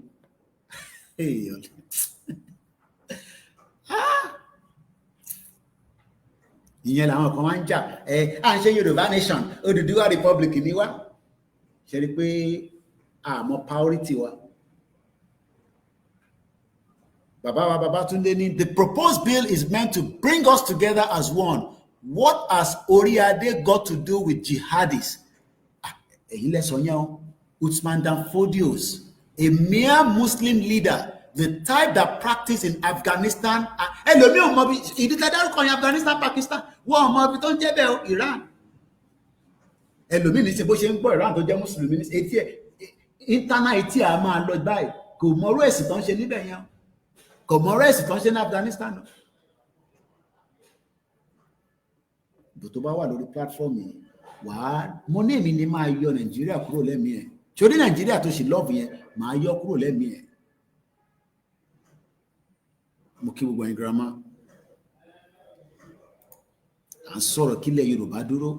Àwọn ìran kan sọ pé tóun bá tún máa tún ayé wá o. Ayé tóun wá yìí tóun bá kú tóun bá tún máa tún ayé wá. Òun gbọ́dọ̀ jẹ́ Yorùbá, òun gbọ́dọ̀ jẹ́ Ìgbò, òun rẹ̀ gbọ́dọ̀ jẹ́ Haúsá. Fúlàní ni kọ́ lóun dáhùn. No, ṣé o fẹ́ sọ pé látijọ́ tó ti ń gbọ́ òun agenda Fúlàní o gbọ́ rí èmi ni máa kọ́kọ́ sọ fún ẹ. Òun lé ayé Fúlàní ń lé ilẹ̀ àwa ń lé ayé yìí bá ṣe máa kọ́lé bá ṣe máa ra mọ́tò tá máa bímọ tá máa jó tá máa yọ̀ bọ̀ àkọ́kọ́ wá bá ṣe máa secure ilẹ̀ yẹn náà torí orí ilẹ̀ yẹn làwọn kan dúró lé lórí pé bẹ́ẹ̀ fẹ́ bẹ́ẹ̀ kọ̀ àwa máa gbalẹ̀ yín mọ́ yín lọ́wọ́. No, ṣé ẹ rò pé wọ́n ṣeré ni tó bá sọ pé àwọn fẹ́ gbalẹ̀ mọ́ wa lọ́wọ́? Does some of you think that this is a mere joke? Pé a kàn sọ bí àsọdùn. Ṣé kò ń ṣe tí ó wà in record? Ṣé o gbọ́ pé Fúlàní gbalẹ̀ Haúsá o gbọ́ rí látijọ́ tó ti bí ẹ tó ti dé ayé yìí tó ti ń kàn sálẹ̀ ń lé tó ń dókè tó ń lọ sílẹ̀? O mọ left to right o gbọ́ rí tá a bá tẹ̀ ṣe Yorùbá nation o gbọ́ rí pé wọ́n gba ilẹ̀ Haúsá o gbọ́ rí o gbọ́ lọ́rin tó bá tẹ̀ wá gbọ́ ti north o gbọ́ pé wọ́n gba Ìlọrin mọ́ wa lọ́wọ́ káfí gbà padà o gbọ́ rí wọ́n ṣẹ̀ bí ẹ lánàá ni bèbí á nìyẹn òwú ẹni tó kọ́ máa jágbe lórí show ló máa pariwo èmi ò ní tàmí ẹ mọ́ calm deliver and go ni bóun ẹ̀ kò gbọ́ àwọn tó máa gbọ́ ti gbọ́ bọ̀ ìta máa ṣe abẹ̀kùn alókù ìbéèrè abẹ̀kùn alókù a máa yọ jáde díẹ̀díẹ̀ ni ṣòrípa Haúsá náà ti gbóhùn sókè. Hausa ni, if this bill is truly about traditional leadership, where is Hausa? Igbo, Kanuri, and the others. Ṣé Fúlàní àti Yorùbá nìkan ló ní Nàìjíríà? Ṣé rí pé wọ́n ti ń fóun síta? Ìwọ wá sọ pé kò ní sí wàhálà. Èmi náà ń bọ́ náà pé kọ́ náà ní jẹ́ kó sí wàhálà o. But Hausa bá bẹ̀rẹ̀ wàhálà kó dúró tí wọ́n lọ́rùn kó sọ pé kó stop. Ṣé o mọ̀ pé Koiki ló lè lẹ̀ dé mọ́? Ẹ̀wọ̀n ìpéjọ rẹ̀ mo sọ Yorùbá sí ẹ. Lọ lẹ̀ dé mọ́ àwọn Hausa, wàá mọ̀ tó máa ṣe fún ẹ. Lọ sílẹ̀ Hausa níbi táwọn Hausa kọ́ Hausa wà tó ń ṣe Fúlàní o, kó wá máa sọ̀rọ̀, kó wàá mọ̀ tó máa fi dá gàṣì, tó máa fi dá lára fún ẹ. The Hausa with ancient cities like Daura, tí Buhari gbégbégbégbé tó náà sí bọ́dì ẹ̀ sí. Sórí bọ́dì Buhari yẹn, wọ́n sì máa tú kúrò níbi tó wà yẹn lọ́jọ́ iwájú. Ibi tó sínsìn yẹn, wọ́n sì máa make sure pé wọ́n wú ibẹ̀, wọ́n dá padà sí ìlú ẹ̀ ní Niger. Ó ń bọ̀, gbogbo yẹn ló sì ń bọ̀, wọ́n máa pa gbogbo, Hausa máa make sure pé àwọn gba gbogbo ẹ̀ padà lọ́wọ́ wọn. Kano, ilẹ̀ Hausa ni, Zaria ilẹ̀ Hausa ni, Katsina ilẹ̀ Hausa ni, a royal tradition predicting the Socio-political caliphate. The Igbo with time honor institution like the Obi of Onitsha, Eze of Inre, and many others. Àwọn Kanuri kọ́ with the Shehu of Borno, one of the West Africa oldest dynasty. To recognize only the Sultan of Sokoto and the Oni of Ife is a deliberate marginalization. Ṣé kò ń ṣe pé n tí mò ń rò pẹ̀lú ọ̀dọ̀ tiwa? Ṣé kò ń ṣe pé Tinubu tuntun Tinubu yẹn ṣé kò ń ṣe pé ó ń play game kan tá a mọ̀?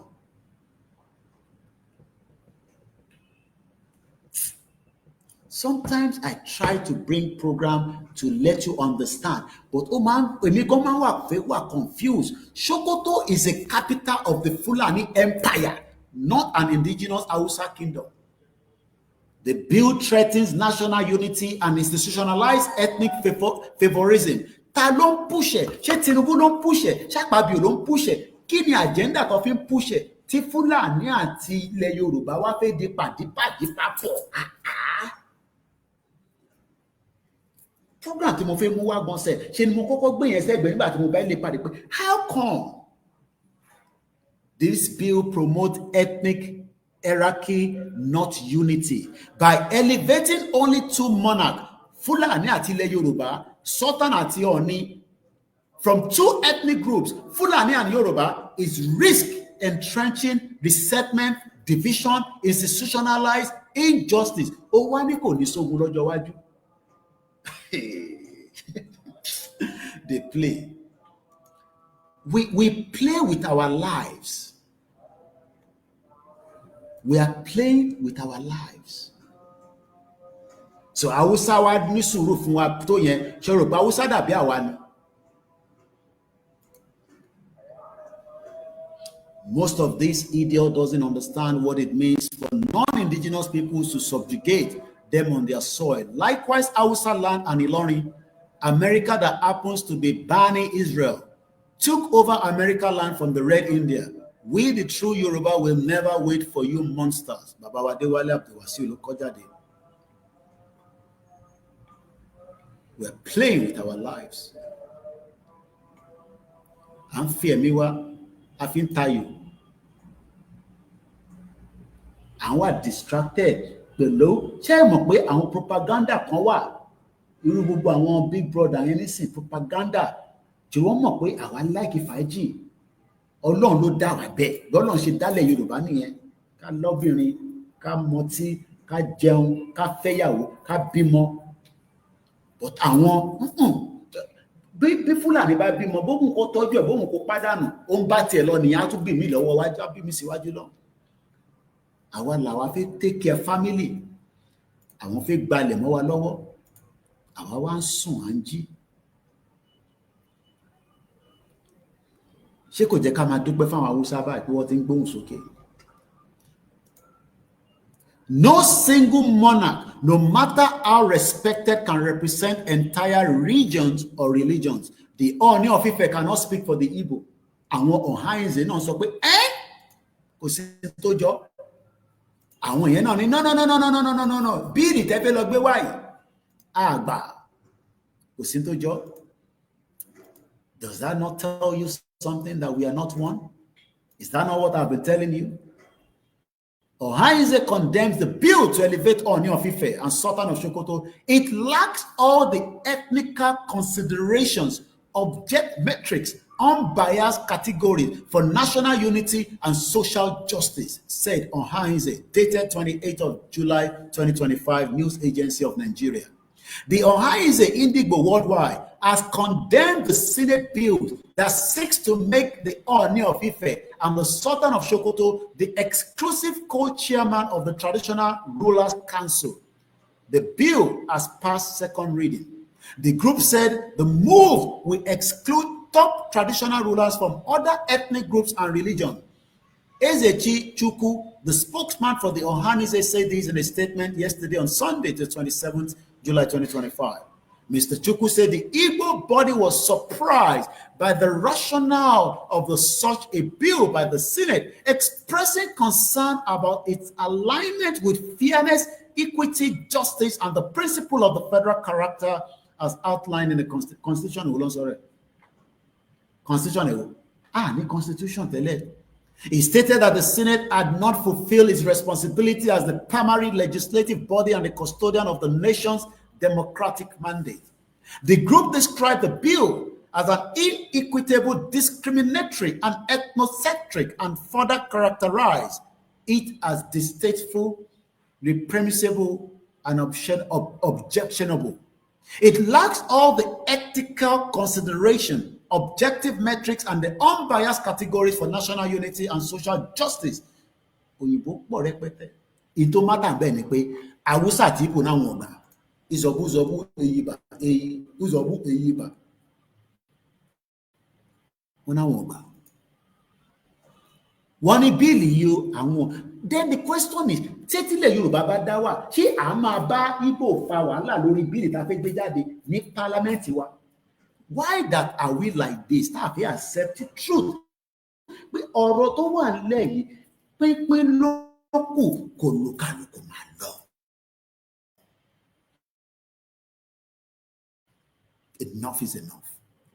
Deceiving ourselves that Nigeria will be great. Baba Idris, in Australia, the Caucasian-built alcohol company in the Aborigines' most populated cities. Alcohol is very cheap. Most of them focus on alcohol when they wake up to distract them just as Big Brother. Tó bá yẹn tán sọ ni pé àwọn Caucasians, àwọn ẹ̀yà kan, wọ́n wá mọbi tí àwọn tó nílẹ̀ wà ní Australia, wọ́n wá kó ọtí rẹpẹtẹ síbẹ̀. Ọtí ló ṣìpù jù. Tó bá jí láàárọ̀ ó lè fi jẹ mọ́ínmọ́ín. Nígbà tó bá dẹ̀ ti mu ọtí torí ẹ̀ ti dàrú tó mọ tó ń ṣe.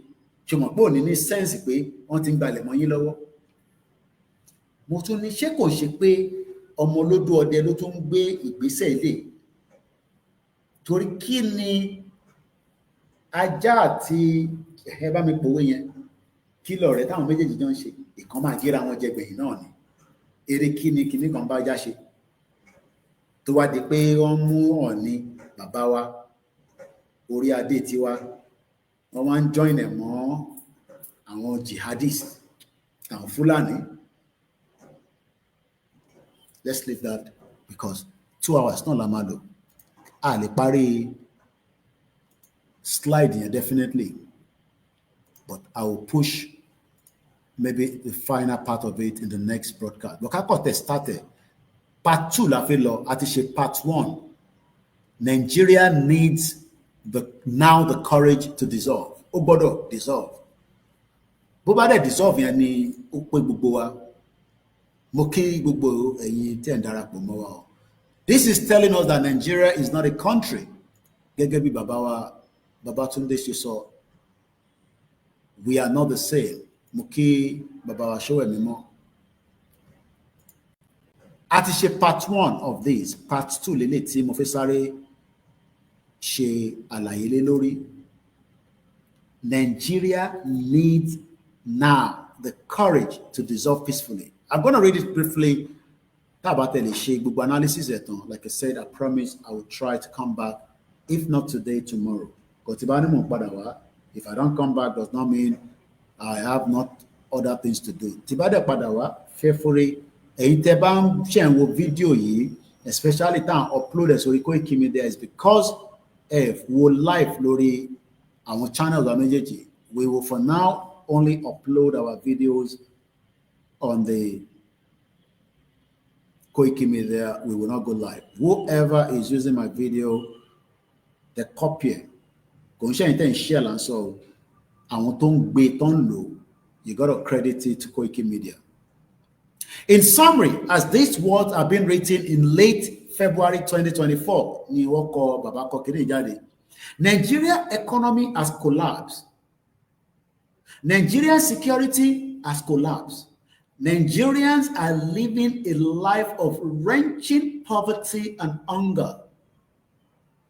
Mo sọ ní the beginning of this broadcast pé Israel ń fi ebi pa àwọn Palestinian genocide. Àwọn adé sọ pé a sí nínú ogun àmọ́ àróúnjẹ jẹ, àrí ètò ààbò, àdẹ̀rí economy tó ń push gẹ́gẹ́ bí Tinubu ṣe sọ fún wa pé òun máa ṣe.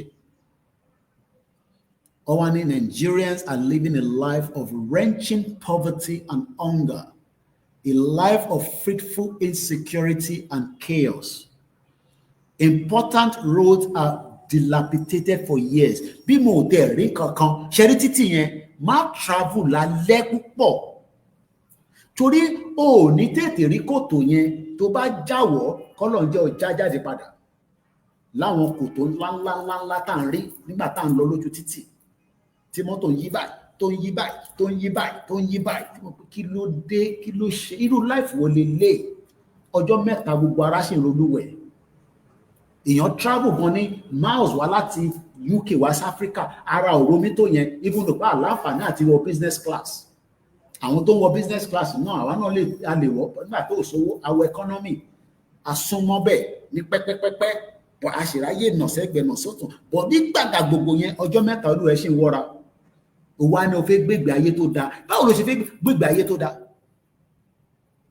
For decades, businesses have been failing or fleeing to other countries. Nigeria unemployment rate has for decades been among the highest in the world. O kàn sùn jí, o mọṣẹ́ rán, o mọṣẹ́ ṣe lóòótọ́, but kò sí opportunity. For decades, thousands of educated Nigerian youth have been fleeing annually to countries around the world. And those of them who remain in Nigeria have been facing fearful poverty and deprivation and hopelessness. And the incident of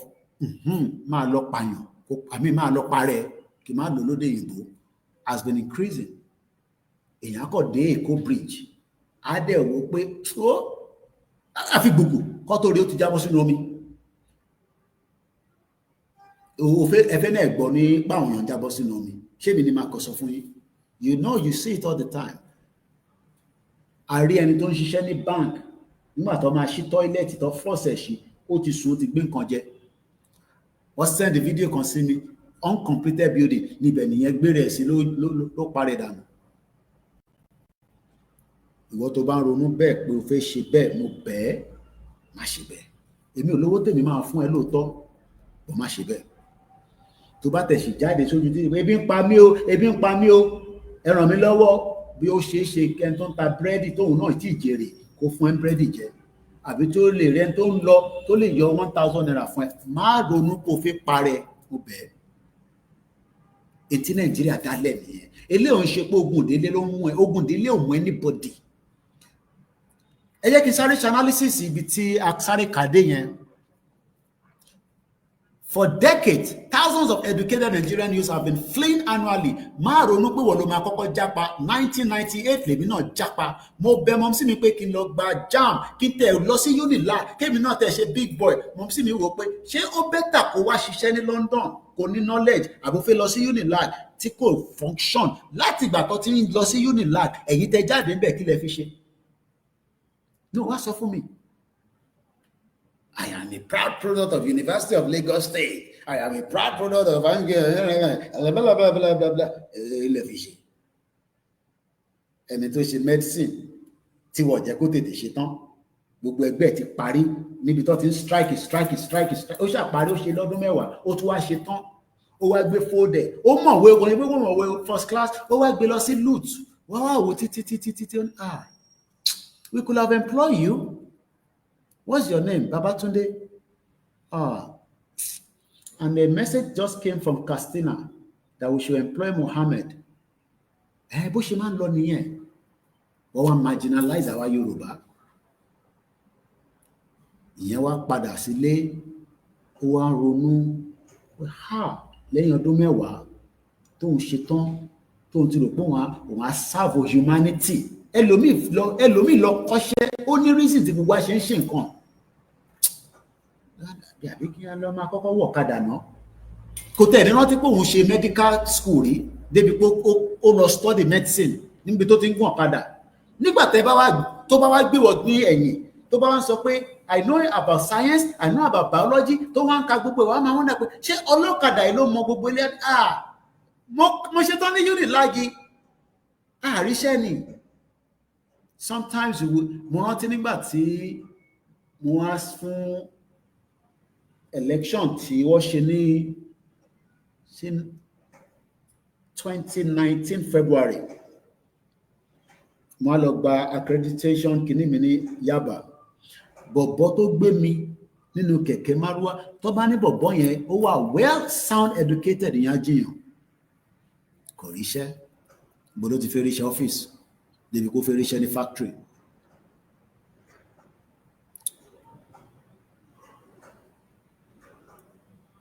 Though Nigeria is one of the largest producers of petroleum in the world, the price of gasoline has been rising steadily. Now, let's talk about the two parts of it, which is the security and also poverty. Like I said, we only have 20 minutes to the end of the broadcast. Excuse me. What can you do when there is insecurity in the land? Irú kan wo lẹ lè ṣe tí kò bá sí ààbò, kò sí ètò ààbò.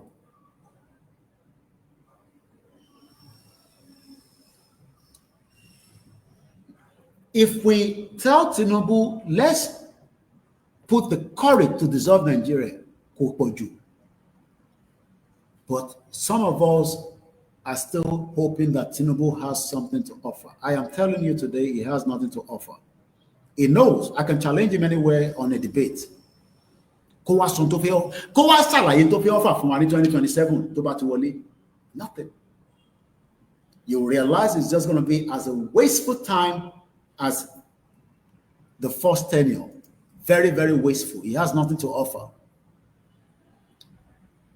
But because òun náà rí pé right òun ni pé kóun lọ́dún mẹ́jọ, which is his right, but it doesn't guarantee that he will get the votes he needs in the north.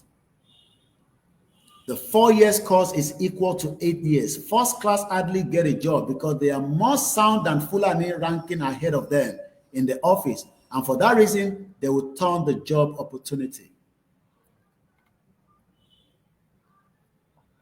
Let us ask for one thing alone. The right to self-determination is not a crime.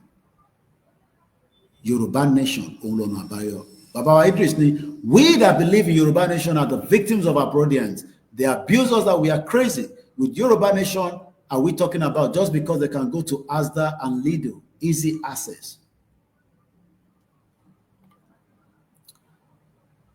Lẹ́ẹ̀kan sí ká tó máa tẹ̀síwájú ká tó máa lọ. Nigeria is not a one country. We know that now already. But the fair part of it is that people do not want to accept the truth. And they're playing out many propaganda across Nigeria today just to keep the country intact, even though both are to lose. Lose, it takes gradual system before the tire itself fell apart. Tire mi mẹ́rin ló máa ń lò, mi márùn. Nígbà tí mẹ́rin ti tú lára boat tó pẹyọ kan, how many distance can you drive before the tires eventually come off the vehicle? Koikimedia, what is the way forward? The way forward is for us all to demand our exit, not another election in 2027. And I pray and hope that many of us will understand that message. Koikimedia, bringing the word closer to your doorstep. We have just about 20 minutes precisely if we can manage it. láti fi end the broadcast tí à ń ṣe lọ yìí. Once again, mo kí bàbá wa Professor Adebanji Akintoye, the national leader of the Yoruba self-determination. Mo kí gbogbo àwọn ìyá wa, àwọn bàbá wa, àwọn ẹ̀gbọ́n wa, àwọn àbúrò wa. Mo kí yín pé ẹ kú ìrọ́jú. We have been deceived for too long about Nigeria. It's a great thing that this generation have been able to challenge it. But the only way we can have the final say is that pé kí gbogbo àwọn tí wọ́n dìtẹ̀ pé kílẹ̀ Yorùbá kó má dìde to accept the truth and allow the dissolution of Nigeria as quickly as possible. Mo ń bọ̀ mo ti lọ. Mo dúpẹ́ lọ Koiki, mo ṣàdúrà gbogbo yín bá ta ẹ̀ ní rànìrà. Bẹ́ẹ̀ ṣe dúró sí bàbá yìí, Ọlọ́run á dúró ti di ayé yìí. Yorùbá nation! Yorùbá nation!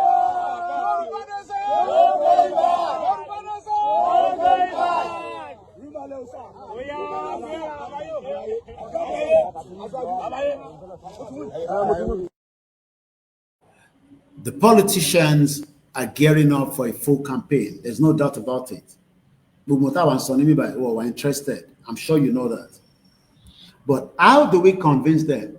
How do we determine that Awoloma control life? How do we challenge them? There are many ways to civil disobedience. But I know that many of us are scared of our lives, even though our life means nothing anymore to the politicians. All Tinubu followers, Tinubu himself, understand that our togetherness as one Nigeria will never work.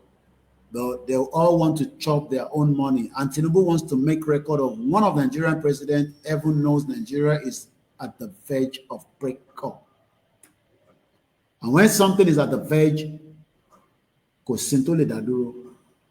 it is currently at the verge, it's going to collapse, and you and mine, we can't stop it. So all we can do right now is to put more pressure on our representatives in the Southwest and demands that before we exit, we want security. There's no doubt about it. But we only stand on the dissolution of Nigeria. Let everybody go to their tentacle. Deal with the problem and stop the pain that Nigeria has given us for the last 60 years. Kálẹ̀ padà síbi tí ilẹ̀ wa á lè jàǹfààní ẹ̀. Ká lè gbégbé ayé tó dáa. Ká lè wà ní position láti command rather than come and command wa. But àwọn kan wà, the globalists, they are not interested. Wọ́n fẹ́ kí gbogbo tí wọ́n sọ kẹ́ jàǹfààní ẹ̀. They know very well that if you are able to secure an independent Yoruba country, an independent Yoruba country, Yoruba nation, Oduduwa Republic, whatever you decide to call it. Tó bá fi London lọ ó tẹ̀ ní dá wọn lóhùn. Tó bá ní America wá máa béèrè pé kí ló ń ṣe ń bẹ̀. Mo máa wrap up nísìnyí. Wá máa béèrè pé kí ló ń ṣe ń bẹ̀. Bó wọ́n fi jẹ́ kẹ́ ní knowledge rárá. Wọ́n mọ̀ pé gbogbo ọ̀rọ̀ táwa ń sọ síta yìí. Wọ́n mọ̀ the important and the value and the validity pé 2027 kò lè mú àṣeyọrí kankan jáde sílẹ̀ Yorùbá. Wọ́n ní Saturday tó bá máa dá, ìyẹn ti máa mọ̀ láti jọ́ Friday. I remember I was given these, before my mom. Màmá mi sọ fún mi pé bàbá tó bí èmi á máa bi àwọn ìyàwó ẹ̀ torí kò ṣe ìyàwó kan ló fẹ́ pé lóde tẹ́ ń lọ níjọ́ Saturday ni kọ́lọ̀ fọ́run kẹ́. Imagine ó ń bi àwọn ìyàwó ẹ̀ pé lóde tẹ́ ń lọ àbí kò sóde kankan tẹ́ fẹ́ lọ ní Saturday. nínú á fún wọn lówó, á gé aṣọ sí wọn lọ́rùn, á tún wá ṣẹ̀ wá ṣe nǹkan pè ní ọ̀pọ̀lọpọ̀ fàájì nínú inú ilé tiẹ̀. Tó bá wá ń bí pé aláàjì kí la tún ṣe lénìí, a ní gbogbo ìgbà tíyàn bá wà láyé náà ni a máa gbádùn, àṣé kò tẹ̀lé pẹ́ láyé. Tó bá wá ní àwọn neighbor ńkọ́, á ní òun rò pọ̀ ti pé gbogbo àwọn neighbor kan wá jẹun. Nílẹ̀ Yorùbá lénìí, agídí ni bàbá fi lè tọ́jú ìyàwó débi kó fẹ́ tọ́jú ọmọ. Kò sẹ́nì kankan tá ṣẹ̀, àṣẹ ní kankan. Àwọn tí wọ́n ń darí ilẹ̀ Yorùbá lọ́wọ́lọ́wọ́ yìí, àwọn ni ká béèrè lọ́wọ́ wọn pé kí ni àníyàn wọn sí àwa lórí ilẹ̀ Yorùbá. Àwọn kan take advantage. Bá ṣe ń sọ pé a fẹ́ break up yìí, àwọn kan mọ̀ pé the break up yẹn gangan ló máa square things out. Àtẹ̀mí àtiwọ́, we will become just ordinary citizen. Ó dídì kí àwọn máa pè yàn kan ní bàbá àlàyé, kí ló ń pè ní fún bàbá àlàyé fún? Ṣé mi ń pè yàn kan ní bàbá àlàyé ní London? Ta ni mo fẹ́ máa pè ní bàbá àlàyé ní London? Ní UK, kí ni mo fẹ́ máa pè ní bàbá àlàyé fún? Yes, a fi ọ̀wọ̀ síbi tọ́wọ̀ bá wà. A fún ẹni tó bá ní ọ̀wọ̀, a respect ẹ̀. But kí wá jáde ní inú pẹ́kà, kí wá ní, bàbá àlàyé tẹ̀mí mọ́lẹ̀ kó kọjá. Torí kí ni? Kí ló ṣe fẹ́ tẹ̀mí mọ́lẹ̀ kó kọjá fún? Kí ló náà? Kí ni right ẹ̀ láti tẹ̀mí mọ́lẹ̀ kó tó kọjá? Ta ló fún ní right kó tẹ̀mí mọ́lẹ̀ kó tó kọjá? Òun ló ń ṣe fẹ́yìn báyìí. Ẹ tẹ̀ wá mọ́lẹ̀ kẹ́ tó kọjá torí peanuts tẹ́ fi gbà lọ́wọ́ wọn. Bọ̀tọ́lúkálukú bá ń gbégbé àlàáfíà níwọ̀nba tó bá lè gbé. Kò ń ṣe gbogbo ẹni tó ń gbé ní UK ló lówó, kò ń ṣe gbogbo ẹni tó wà l'Amẹ́ríkà ló lówó lọ́wọ́. Àṣírí ibẹ̀ ń bò ni. Bọ̀tílẹ̀ Yorùbá àṣírí ò tẹ̀ ní bò, wàá gbégbé ìrọ̀rùn, ìgbé àlàáfíà, wàá dára ẹ mọ̀. Tó púpọ̀ ní yóò dára yín mọ̀ báyìí. You are waking up and going back to bed in the hope that Màláíkà máa dìde, Màláíkà ti dìde o. Bàbá Akíntóyè, Ìgbòho àtàwọn campaigners, any other person that is telling you 2027 is just another way to deceive you. And that is why we are continuing to call out those that understand and refuse to speak out. This is man 123. Dr. Oloye Sunday Igboho, as usual, is always drawing the massive crowd everywhere. Ẹ ṣé bàbá wa ọmọ Adéyẹmọ Ìgbòho. Mo kí gbogbo ẹ̀yin tí ẹ darapọ̀ mọ́ wa ní ọ̀sán yìí. Bí a ṣe bẹ̀rẹ̀ ọ̀sẹ̀ tuntun, mo kí bàbá wa Kúnlé Ṣítà.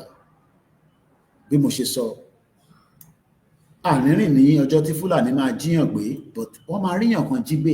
Tí wọ́n bá ń sọ pé wọ́n ní jíwọ́ gbé, àwọn tó bá jí gbé yẹn kọ́, èèyàn náà ni wọ́n.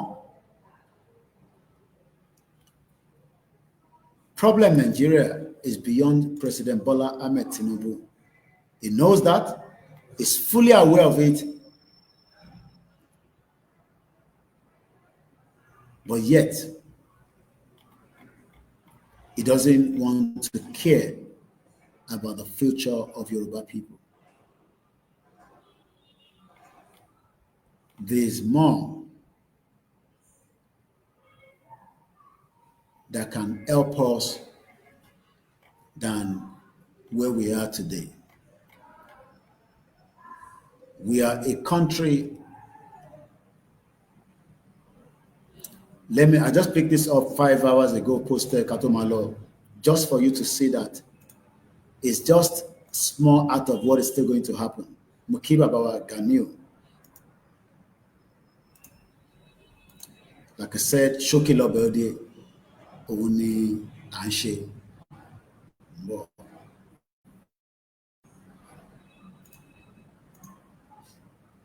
We will get to our final road, but we are pushing and we continue to push in a civilized manner. But diplomacy takes a longer road. As you can see from this headline, rampaging bandit, anything the bandit, terrorist, walk by at least 130 policemen, soldiers, community guards in Castina. The Castina government says that more than 30 police officers and several soldiers were killed. Anytime they got bandits, they are terrorists. The Castina government says over 100 personnel of the state-owned security outfit, Community Watch Corps, have been killed by the armed bandit. The Commissioner for Internal Security and Home Affairs, Nasser Muzu, disclosed this in a statement late Monday, 28th of July 2025. He said that more than 30 police officers have also paid the ultimate price. Several soldiers have lost their life in the line of duty. Do you understand what that means? These are meant to be the people that should protect you, but apparently they can't. And we know why in the line of danger. And that's the reason why Tashin Sokwe, what's the point having this unity that is not working? We can pull out the structure down. It's either diplomacy or it will be whatever it takes to exit Nigeria. Nigeria is currently at the verge of breakup. And the breakup of Nigeria is going to take place whether you like it or not. How quickly it would happen, it's already ongoing. And on that note, have a blessed week ahead. Mokibubo and Tia Darapomoa at any tomato at any tea on life. The other part of Nigeria means the courage to dissolve peacefully. And that's exactly what Israel is doing with the Palestinians. That's what the Fulanis have done by not making us to get to our farms. Because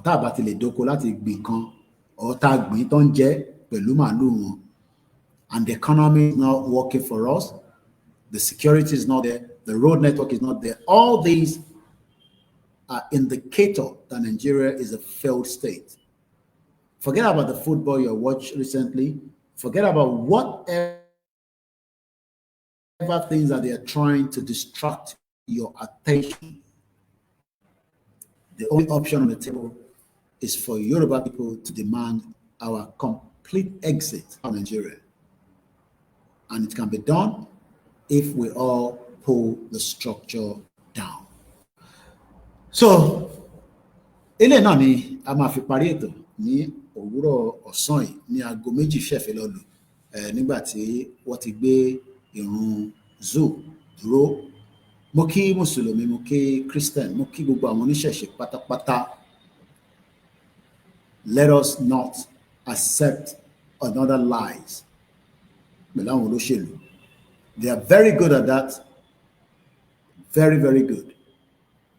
Omo Yoruba ni wa, we should be proud to say it anywhere, any day, anytime, without mixing it at all.